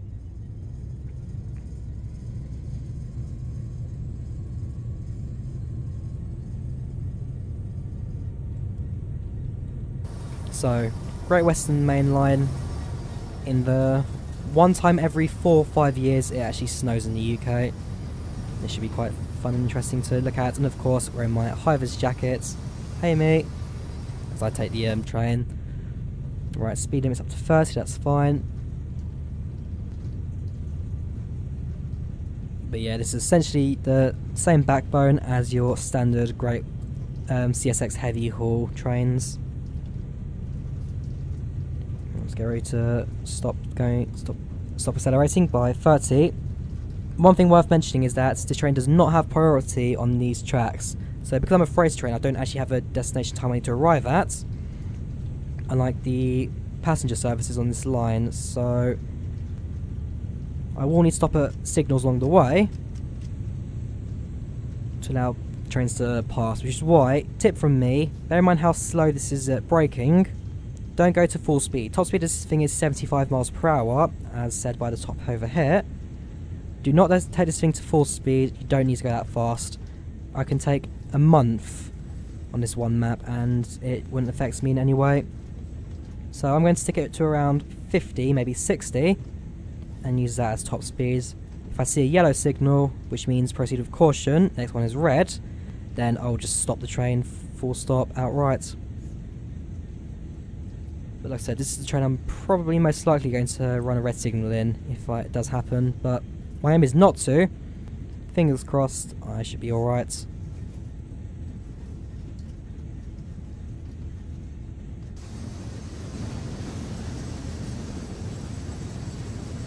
I believe that's overground track, although I might be wrong. London Overground. Cool facts. High percentage of the London Overground is underground.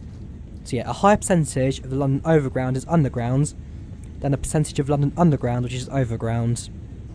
Look up that one for you. Quite confusing when I first saw it, but no, it's true. Anyways, let's go up to full throttle and let's go. So yeah, around 60, I'm going to drop it, as opposed to top speed of 75. It means we'll get to Reading about a little bit slower than normal, so it's 30 miles to go. We're at 60, it will take half an hour to get there, but at least it means I don't jump any signals on the way or anything. So I've done it once before in the past. I have jumped a red signal, which is why I'm a bit cautious about it. Now at Ealing Broadway, and yes, bear in mind this is a CSX heavy haul train at heart. It's the only train you can open a window and stick your head out when going past. In the class 66. No other train in this DLC can you open a window and stick your head out. This is the only one, which makes it a little bit fun to do. Alright, speed is now 40, that's fine. How are you guys saying on chat? Hope you're all still happy. Again, if you're on Twitch, I cannot see what you're saying at all, so I do apologise for that. If you're on YouTube, then I can just about eye over to my phone, which is on charge away from me, just quickly see if there's anything major going on. But if I stream again with my settings set up properly, as it's still new for my computer, still got to go through NVIDIA control panel as well. That's something I've not even touched yet. I probably should have done beforehand. And maybe if there's like a borderless windowed mode as well, that'd be appreciated. But I'm not sure if this simulator has that, even as an option.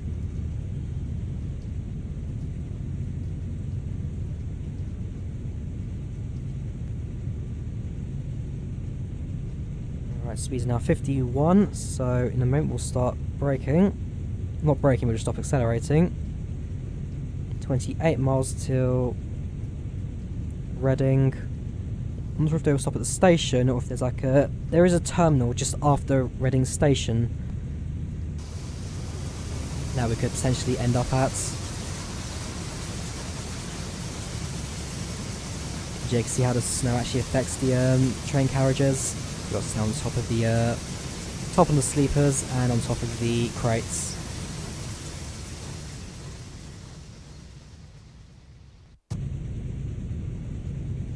Right, let me quickly speed onto map, and I'll just quickly go to the end of the line.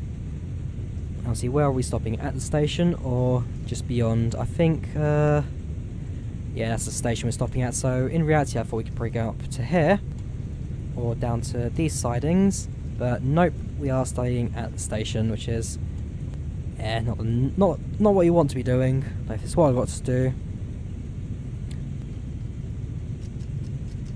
Not paid attention, I've just may have missed a signal there.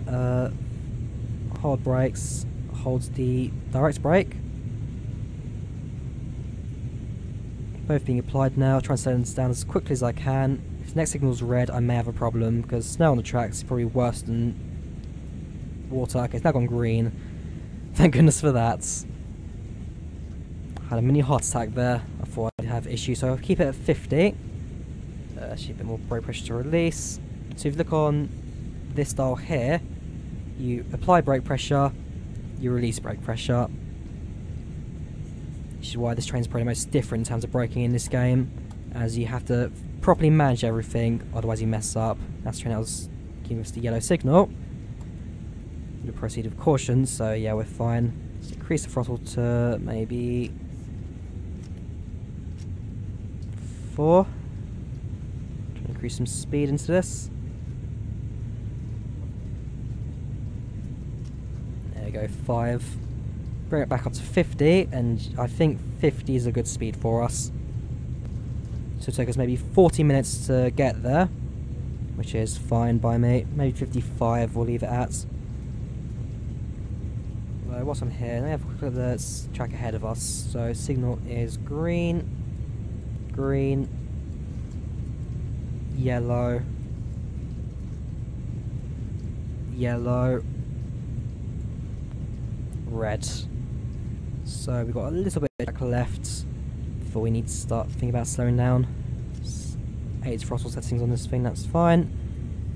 We'll bring it up to 55 for this until we get to the first yellow signal, and then it's back onto the braking. Both sets of brakes, we have both the direct brake and the automatic brake.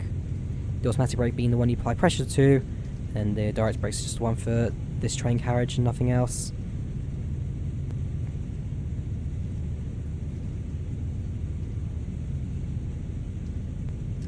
53 will do, mate. And again, let's have a look at some of the connections of this train. So you've got the manual cupping, click to uncouple, not going to happen.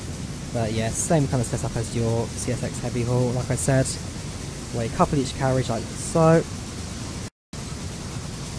And so that's up there. So we just passed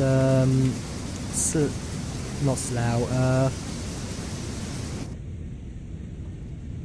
two languages I keep saying, I keep forgetting though. Southall, and we're now about to pass through Hayes and Harlington. Southall, Hayes and Harlington. Southall, Hayes and Harlington. Need to remember that, especially if I've been on this route before. Again, I've never stopped at Southall unless I'm just passing through, so it's not a station I'm normally going to remember. Main stations I remember are Maidenhead, Langley, Hayes and Harlington, Ealing Broadway, and Paddington. No Slough, no West Drayton, and no either, none of that stuff. Just the main stations.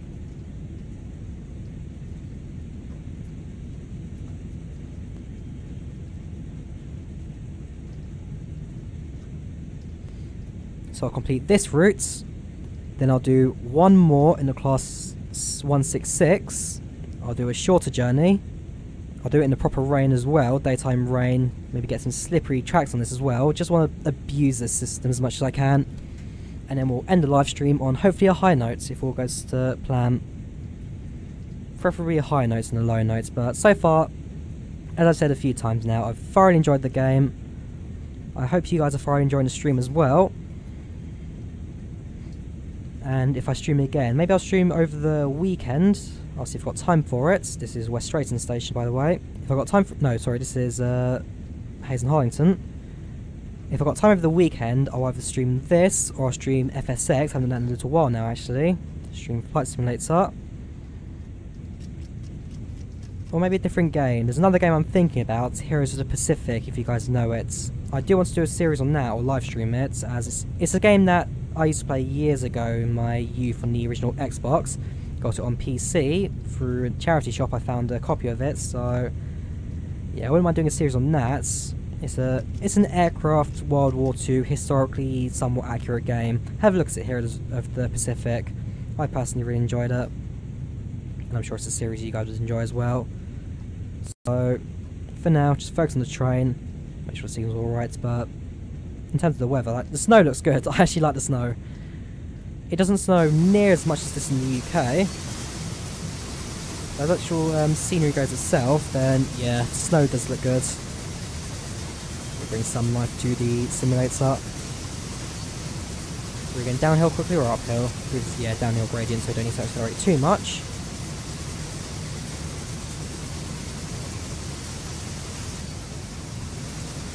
On the wrong side of the wall. Get back over. Nope, I have lost my train. There it is. And frame rate wise, I'm getting about 15 here. So, like I said, normally if I had my previous settings set up before I messed around the simulator, I'd like to get 5 or 10, just like the night lighting video, where night lighting in this game gets abused, especially during sunrise. And, well, snow does kind of abuse it as well, but not too badly. And I'm getting a decent frame rate at this point now.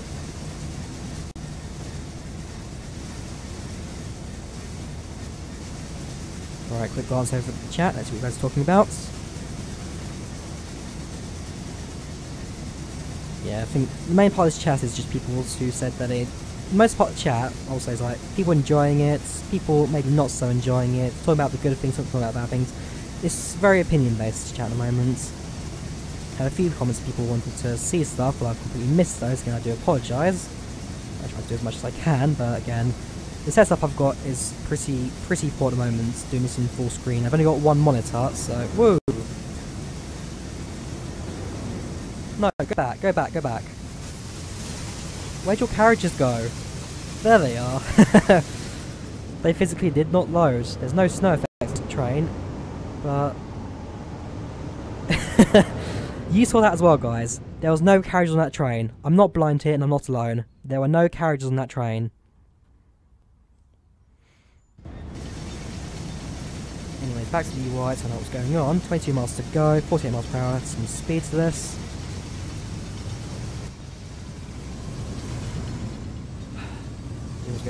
I'll go through this little park bench or something, just watch the train go past. Unfortunately I messed that up. I'll go to the next station. So I will say though, with no carriage on these trains, I guess it kind of fixes the window glitch issue by getting rid of all the windows in this place. So maybe the snow is still experimental as well with these trains and the models. Either way, brings a bit of flavour to it, brings a bit of texture, and the actual train will nicely done overall.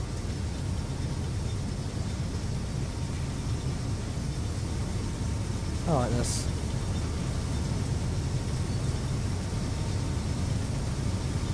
I might take a little bit of a hit there, but it should be alright. If we just focus on the signals and the tracks. If it wasn't for the UI, I'd be lost. I think you guys know that by now. I'm definitely looking at the UI for signals and distances. If I was close to the yellow signal when you see it actually turn yellow, there's no way I'd be slowing down in time for this. Where I come up to 60, I'm going to squeeze off the throttle. Let this train go on its own momentum for a bit. As opposed to going to the full 75 miles per hour, this thing.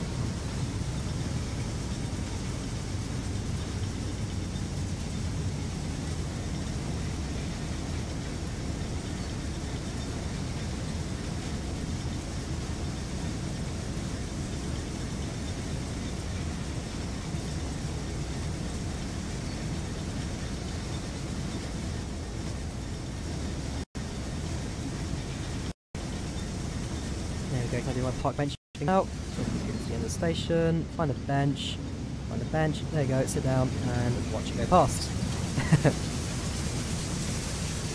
That guy just standing there, very questioning what train this is, and why it's not his local service to either. Wait, is this either station? I don't even know. Yes it is, okay, so it's not his local service to either. He's probably questioning why there's no trains ever coming from either. Full braking.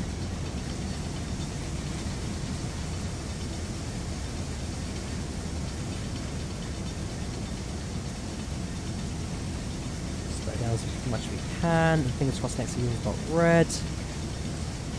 Please don't be. Please be another yellow one. So we are. Okay, we are. So now we're at full braking speed. This isn't too bad in terms of stopping. I bring to a train to a halt, not to a complete halt, but going very slowly.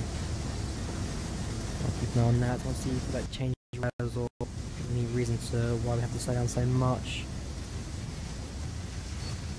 The signal is red after that, so actually, we're back. Look at the actual UI, this doesn't always work. So yeah, it says red, but it's a yellow again. And then it's not a red one, so if we proceed through this one, I got green again, so I can release the brakes completely. Whoops, nope, let's pause. Okay, release brakes. Let's double check something. Yeah, that's fine, so yeah. Task log 4V53, gateway to Bristol Tunnel, yeah, that's fine then. Increase the throttle, and bring it back to speed.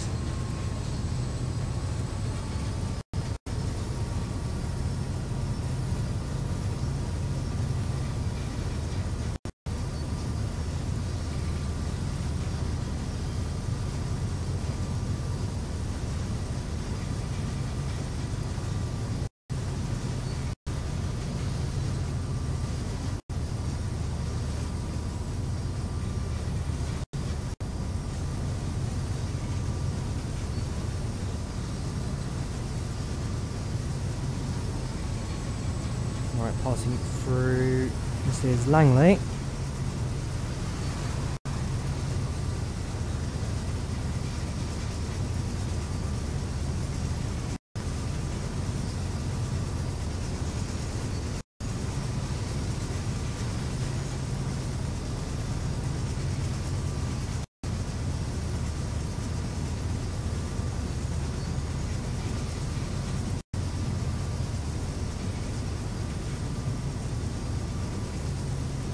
And of course I want 430.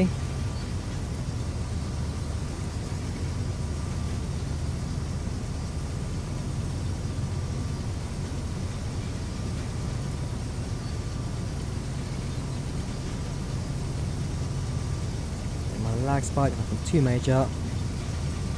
If we scout ahead, signals off, so yeah, we do change lanes, so do I need to actually slow down for that? Yes I do. So since the brakes, let me go down to 40. It's these two. And direct brakes. These two. I never get these brakes. The keyboard controls is a bit of an awkward one to do. So it's hold, apply.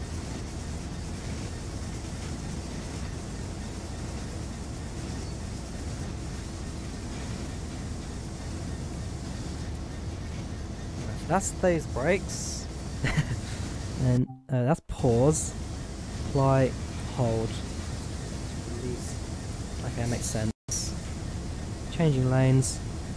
There's far left rail, far left rail. Hashtag far left rail. And we'll go back to speed again. Throttle up.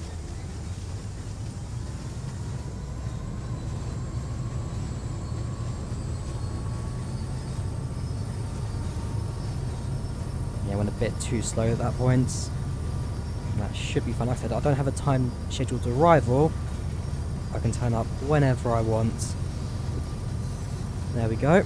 It's twice as done that now. Did that in the nighttime stream in the same area actually.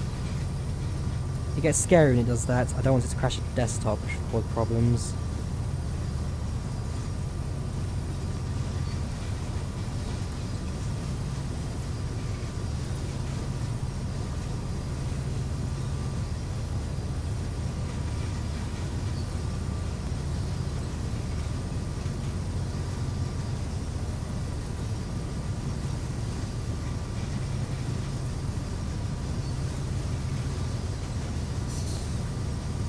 Make sure all brakes are released. Do my fingers on the brakes now. Can actually manage what I'm doing. Let's jump to the right again. So what do we change rails back to far right again? No, we don't. It's just a green signaling station. Service the getting hit. Not sure what that track goes to, but it is. Yeah, we should be fine on our track for most of the journey now. Go to scout ahead. It is green, yellow, yellow. It should be red, yes it is. Okay, and that. In fact, looks like there are any trains on our track. So we could probably actually bring it up to speed. That's the only service there. We'll just have to wait to pass over this bit. And we change rail again as we come in towards Reading. So we're just under halfway so far in this route.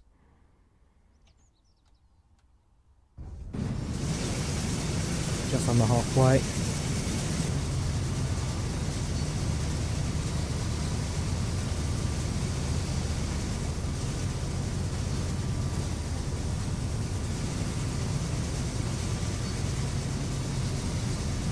Frame rate, if you're interested, is now at 15 to 20.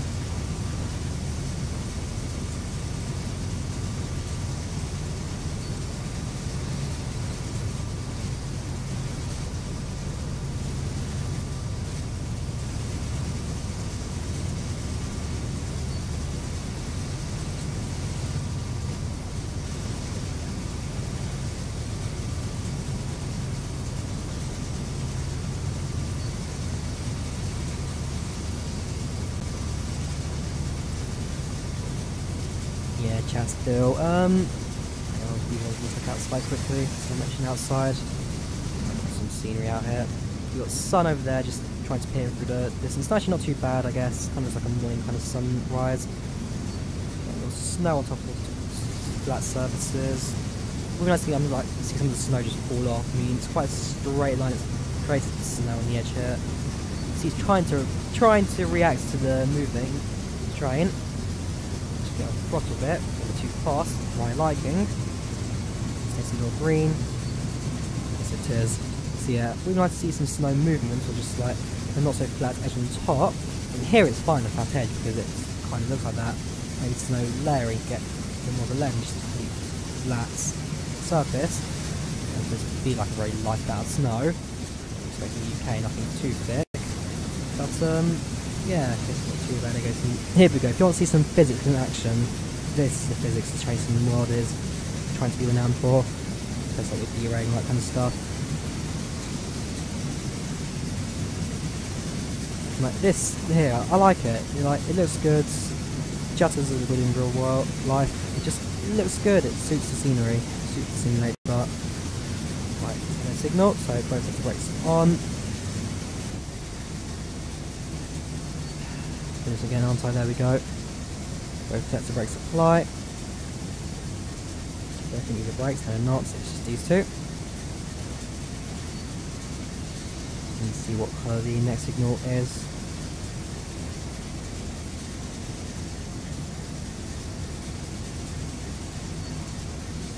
It's 11 miles till, sorry, 14 miles, sorry, till not Maidenhead, sorry, Reading. It's gonna be a long evening. This is it. I'm starting to get a bit fatigued, but hey, I'll dream on. Quick drink of water.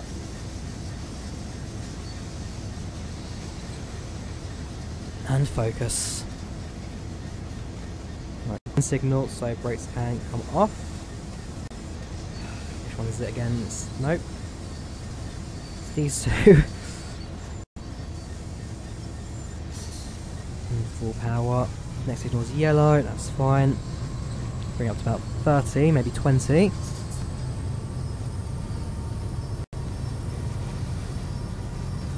We're through Park Gardens, yes we are. In the Great Western Main Line, you got train. If you had a train station in your village back in like Victorian England, you were the king of the world, because you could travel to anywhere in the country before the day ends on a steam train. Nowadays, if you have a train in your back garden, Yuck. House value's gone down, but nah. A long time ago, having a train station near you would have meant you were something special. Try and live in Acton, and you have like 6 stations, don't you? You have West Acton, North Acton, East Acton. I believe there is a South Acton as well, as there used to be.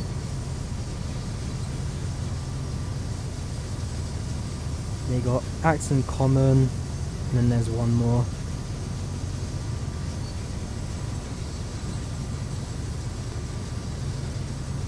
So yeah, if you live in Acton, you have 6 train stations. Right, apply, get rid of the throttle.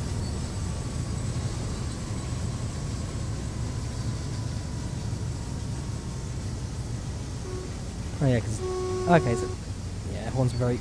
It sometimes works, sometimes doesn't. It has its moments.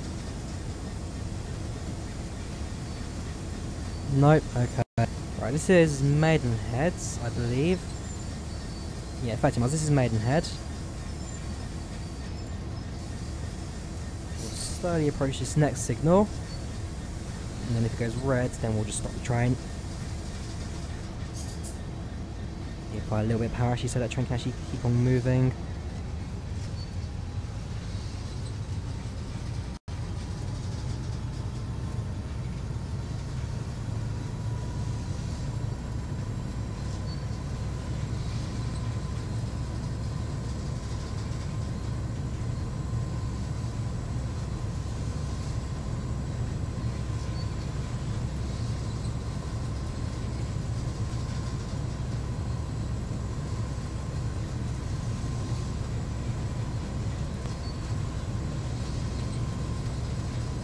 Yes, because we are going to change rail now, aren't we? Going back onto the right hand side. Yeah, so we'll be soon crossing over.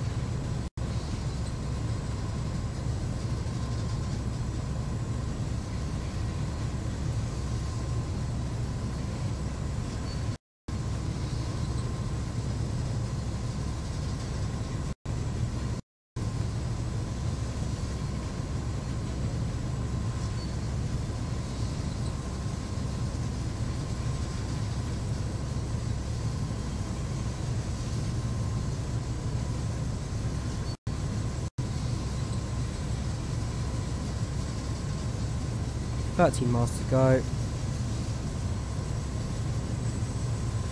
Should be alright in terms of speed. We're now stable at 27 miles per hour, so we'll keep it at that. Still means if we don't speed up, we'll be there in half an hour, because we're not going too fast. Again, if there's a green signal, we'll go back to speed.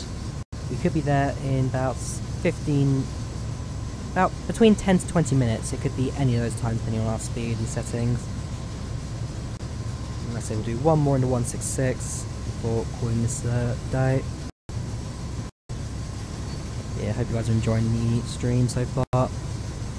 Leave a like if you are, do subscribe, does really help channel out, get your name in a picture of a little gif of a train shooting past. Sorry, GIF, because the creator of the GIF called it a GIF, like the peanut butter. Although you all know he's wrong, it's pronounced GIF. G. You should use a J if you wanted it as GIF.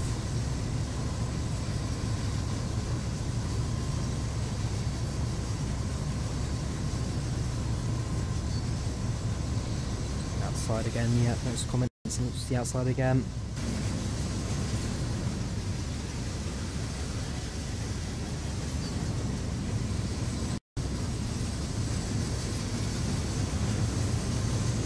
Right, 45 per hour crossing over. And there we are again in the front. Hello, generic character number 1, who is the default character for this game's profile system. Let's cross over. Alright, it's green signal, back up to 90 afterwards. Go to map.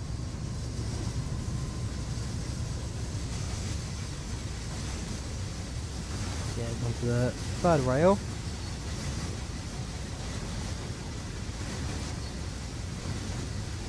Where it's green for very long stretch.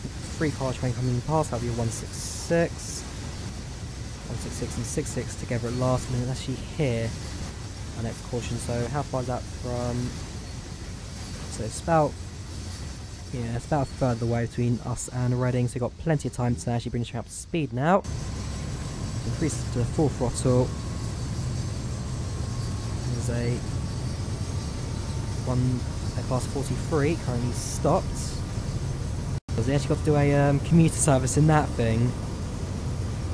I've actually got to feel, you almost got to feel sorry for this guy. He has to stop at every single stop in that, which is not by any means an easy job to do.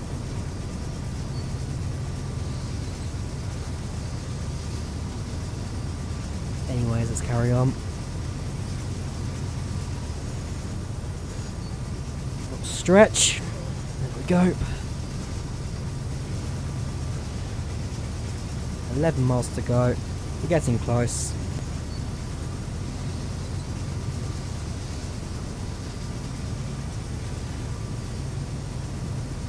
And yeah, the class 60, class 1667 on the other track should be in just a moment now.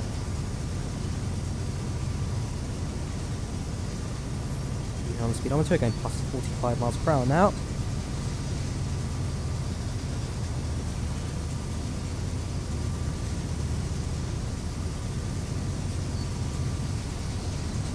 Service. Horn did not work. Doesn't matter, car's up to 50 miles per hour now.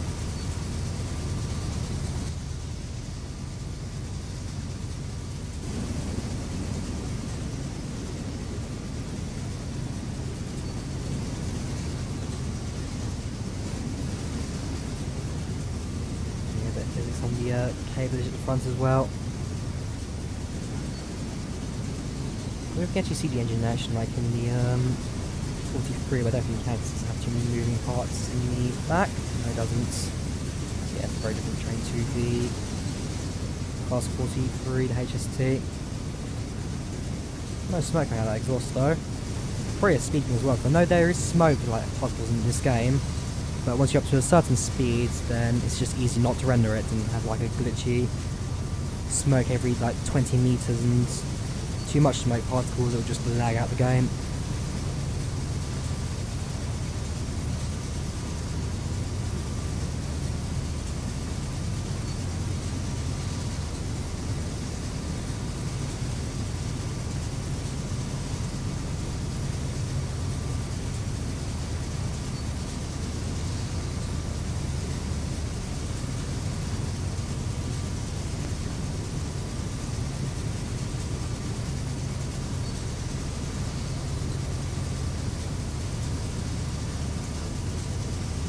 Looking at the time, I'm not 100% sure if we've even got time to do the next route. We've got to get there quickly to Reading. I'd like to do a short one. If we don't do the Greenford like we thought earlier, there is like a train movement one to do at Reading, which I can get done in like 5-10 minutes. That's a nice quick one to end. So we'll see what that's like. Yeah, I'm not sure because I've got to try and match my timings. Some stuff going on afterwards as well, so fingers crossed to take too long. Again, very much a fingers crossed kind of thing. That's my entire life, isn't it? Fingers crossed. Fingers crossed, nothing goes wrong. 8.9 miles away, 68 miles per hour. We'll carry on accelerating, so we should be home free now at this point. What we need to worry about is track changing and different lanes.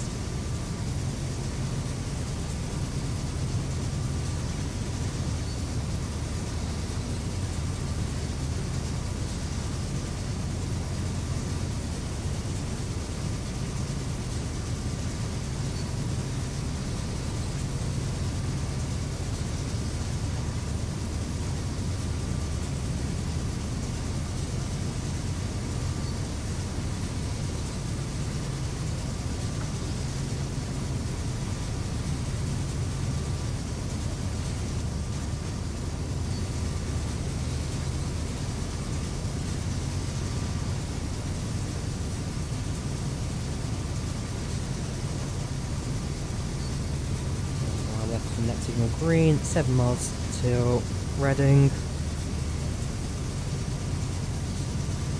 Nah, it should be fine. I've got no problems with this route at all.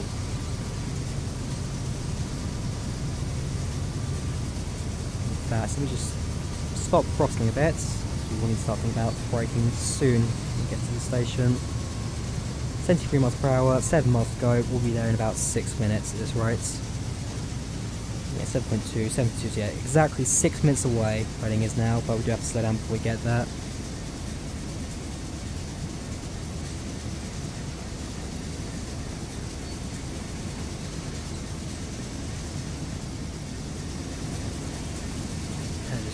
View distance of the snow. It's not much, is it? But safe in the snow. I like this preset. It actually looks pretty good. I'm not gonna lie. I do like this a lot. The train looks quite cool. The scenery looks absolutely fantastic. So different yet so nice as well at the same time.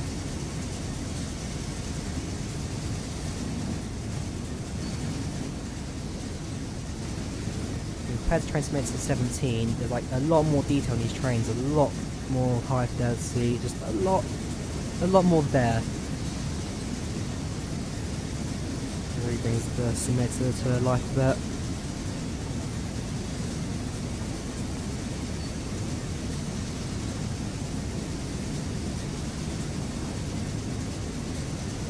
There we go, train on arrival. Cool. That camera's quite interesting there. Whoa! the camera in this game is weird. The camera in this game is weird, but at the same time, it's quite fun as well. It's like how it's not broken, but it's just it doesn't know how to react when there's a solid object in the way and you're driving at speed.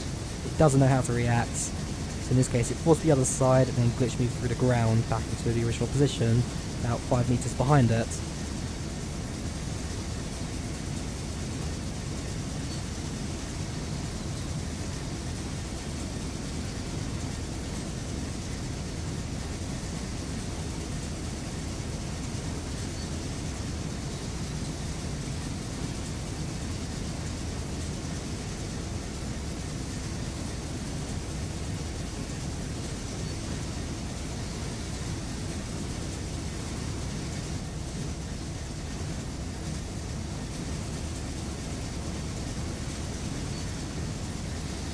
There we go, passing through Twyford, the last stop before Reading in 4.8 miles now. Green signals the rest of the journey. Looks like we're going to stay on the third rail as well. Yeah, I've got no problems with the setup at this point.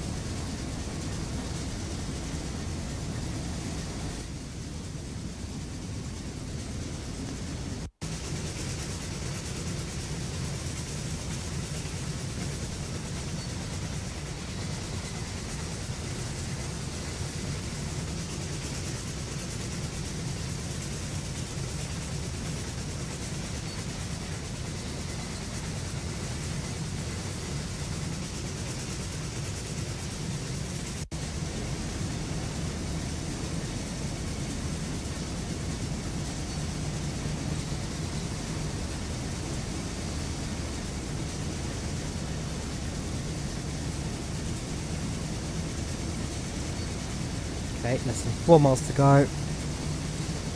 60 miles per hour we'll be at by the time we're at the signal. We're going slightly uphill, 0.1 degree gradients.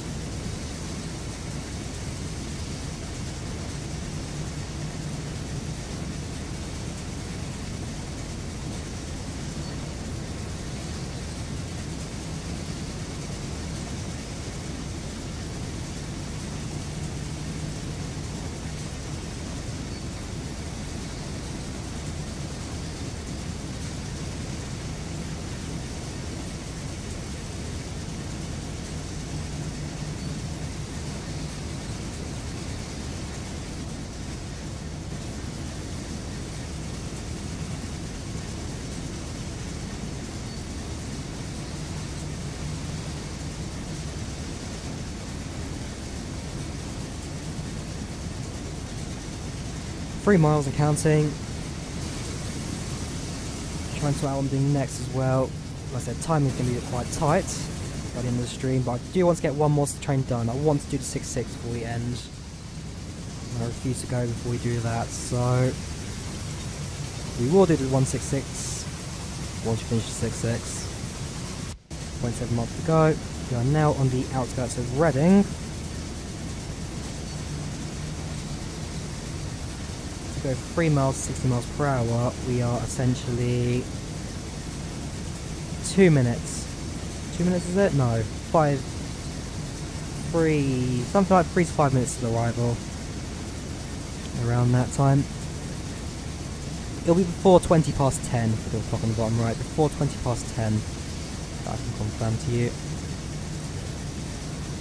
And again, worst case scenario, I slightly overshoot or something, but hopefully braking is not too bad for me today.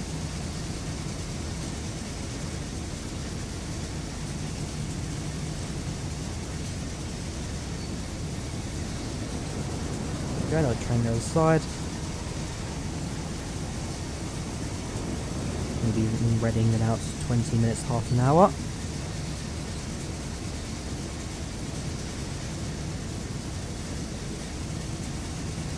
Down to 40 in 1.5 miles.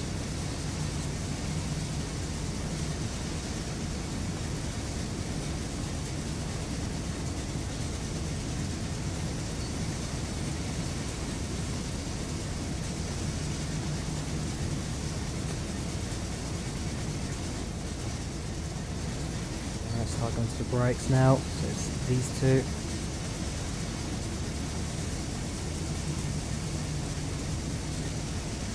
About 50% brakes and hold a direct brake. Bring it to 40, and I'll release both.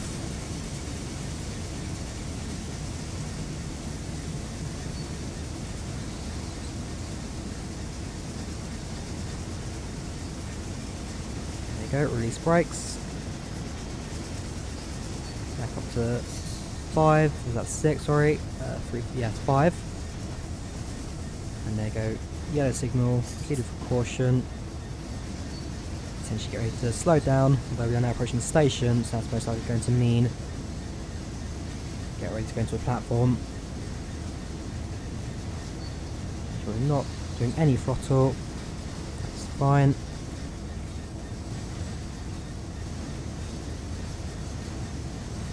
And then one can assume, because this is going to Bristol, when we get off the train, the moment the mission ends, another driver will take over the shift from Reading and complete the journey, so the train won't be stopped for too long. So we don't have to actually stop anywhere too far on the platform. As long as we're on the platform, we'll be fine.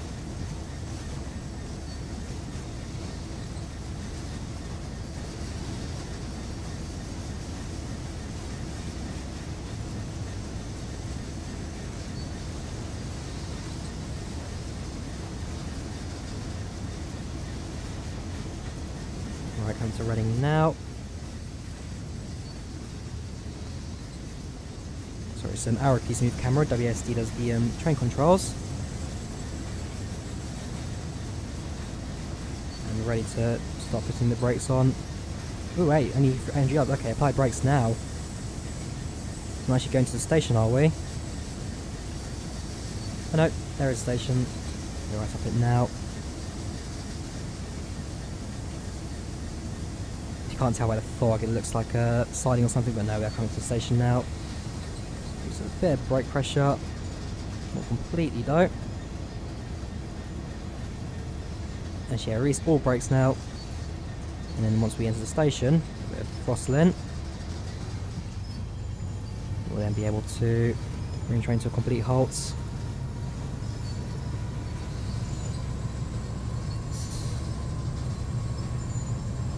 We have to stop slowing train down, pick up a little bit more speed, get to the end of the platform, at least around so. And yeah, we're going to one of the side platforms that don't get used too often, these trains. Proceed with caution. There it is on the left side. The next one will be red.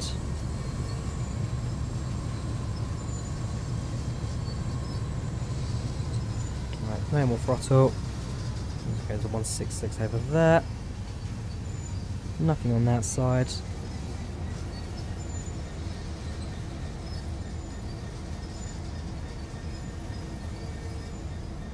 And yeah, about here should be fine to stop it. So apply all the braking. Stop the train.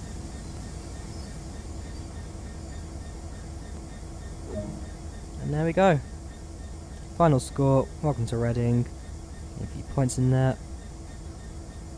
Not enough to level up. You don't get too many points in this train, I will be honest, but hey, that's fine. Let's now deboard the train.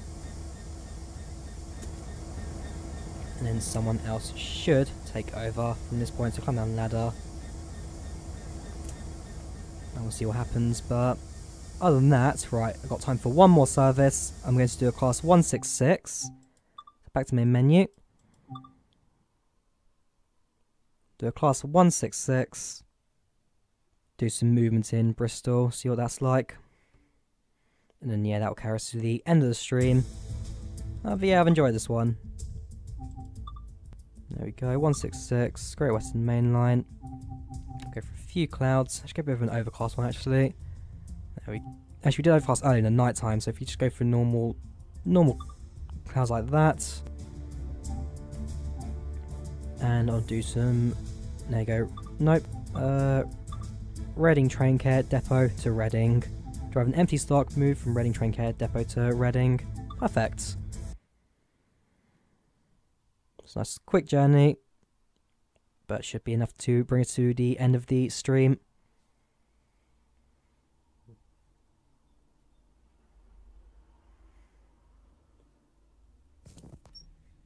There we go. Man, very nice. Some nice lighting in this, I have to say. Anyways, lighting on. Turn train on, so unlocked. Reverse it to neutral. Braking set to full service. Engine comes on.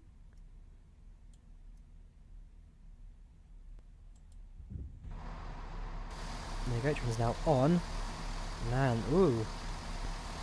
A lot of trains here. This is now the first service of the day. The lighting it's dark here, I can tell you that. It's dark, but it's quite nice. I like it. I like it a lot. Close the door. And slowly let's leave the station. I need to go to forward, sorry. So back to neutral. Forward. Apply some throttle. Lights can set to daytime. Okay, just the markers. And stop if we go too fast. Again, it's only one pedal, so I don't want to do too much. Very quiet, but that's fine.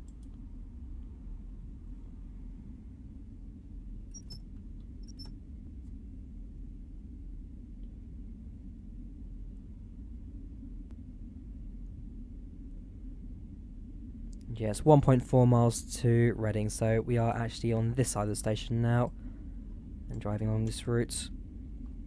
Right, so very slowly change tracks, 50 mile per hour speed limit goes up to now.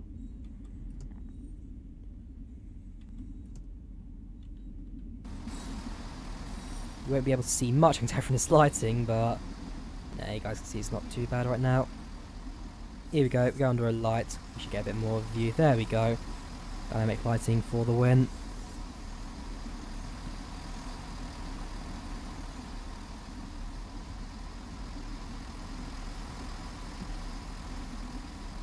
Yeah, take it to Reading.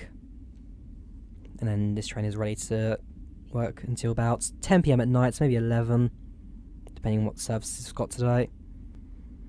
With driver working in good old 12-hour shifts, striking for more pay. Getting delayed every time he stops, and of course, just the usual life on a British train.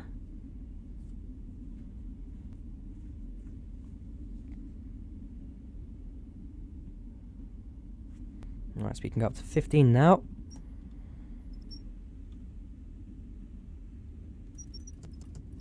There we go. 1 mile to go. Although we should soon get out the train care depot. And we should be able to increase speed, but yeah, looking around the train care depot, some nice buildings here, I have to say. Really fancy scenery going on. Right, so changing to that track. Yellow signal, that should be fine. Speed then apparently goes up to 40 at this point. I don't trust it, but apparently we do. Let's see. Oh yeah, it kind of has increased to about 25.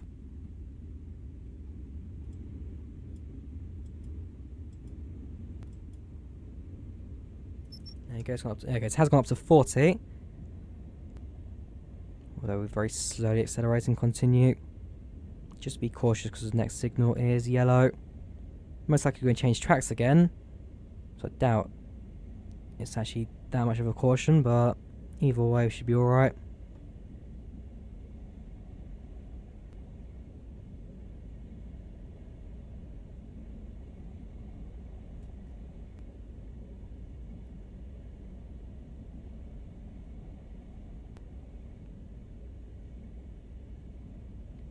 There you go, changing rail. So we'll take the next point here. And yep, railing station is now coming to view. You can see the top of the station in distance now. A few missions here as well actually, once start up. Because you can go to the daycare depot, and you can go to the train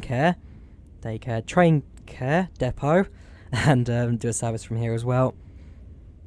So whilst it's not entirely free roam, there is some free roam to it aspects.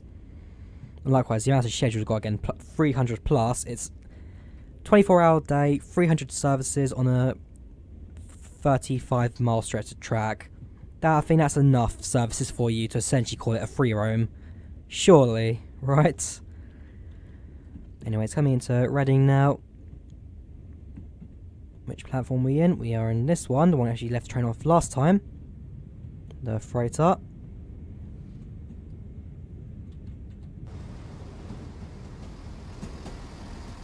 And, well, yeah, start bringing the train to a halt now, so...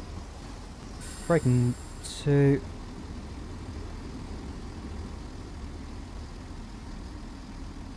Braking back to off. And just slowly bring the train to a halt on this platform.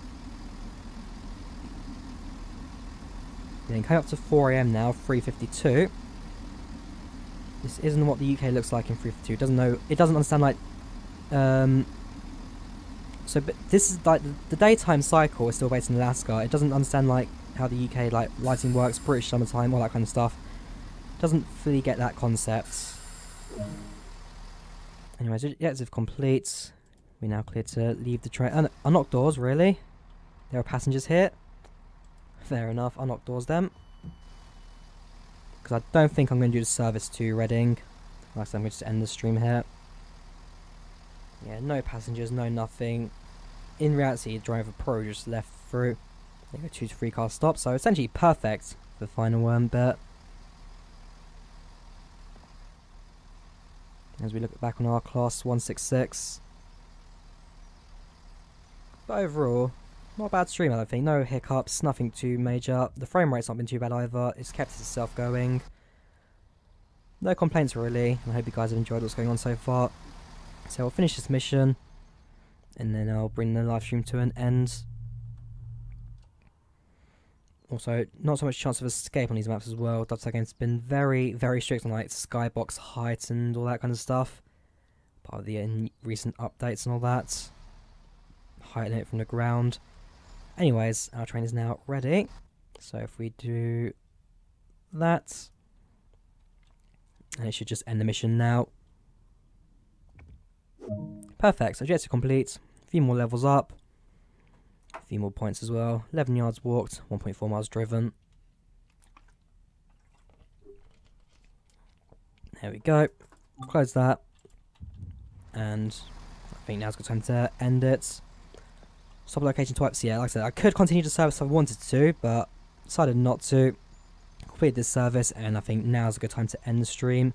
I mean, what time is now? I'm not too sure. Gonna check later, but yeah. Hope you guys enjoyed the stream. Train Sim World, Great Western Express. DLC came out today, 6 PM, so it's now available. Links in the description if you're interested. If you've enjoyed the stream, do leave a like. Likewise, do subscribe to the channel. It does really help me out. And what's the other things I want to say? Yeah, so if there's any like idea what you want me to do, is there a Train Sim World series in this? Do you guys want me to do like every single mission on a weekly basis? Do you want me to do this, like carry on what I've done so far? Because again, I've thoroughly enjoyed this game. Sounds need improvement, shaders need improvement, stability need improvement. Sounds, shader, stability. Sound, shader, stability. Fix those 3, you got yourself a perfect game, Dovetail Games. But for now, I think it's a fantastic DLC. What it includes is also great. I'm just happy with what we got so far. So if you guys enjoyed the stream, leave a like if you did, do subscribe. And hopefully I'll see you guys in a future video or a future stream. But until then, thank you very much and goodbye.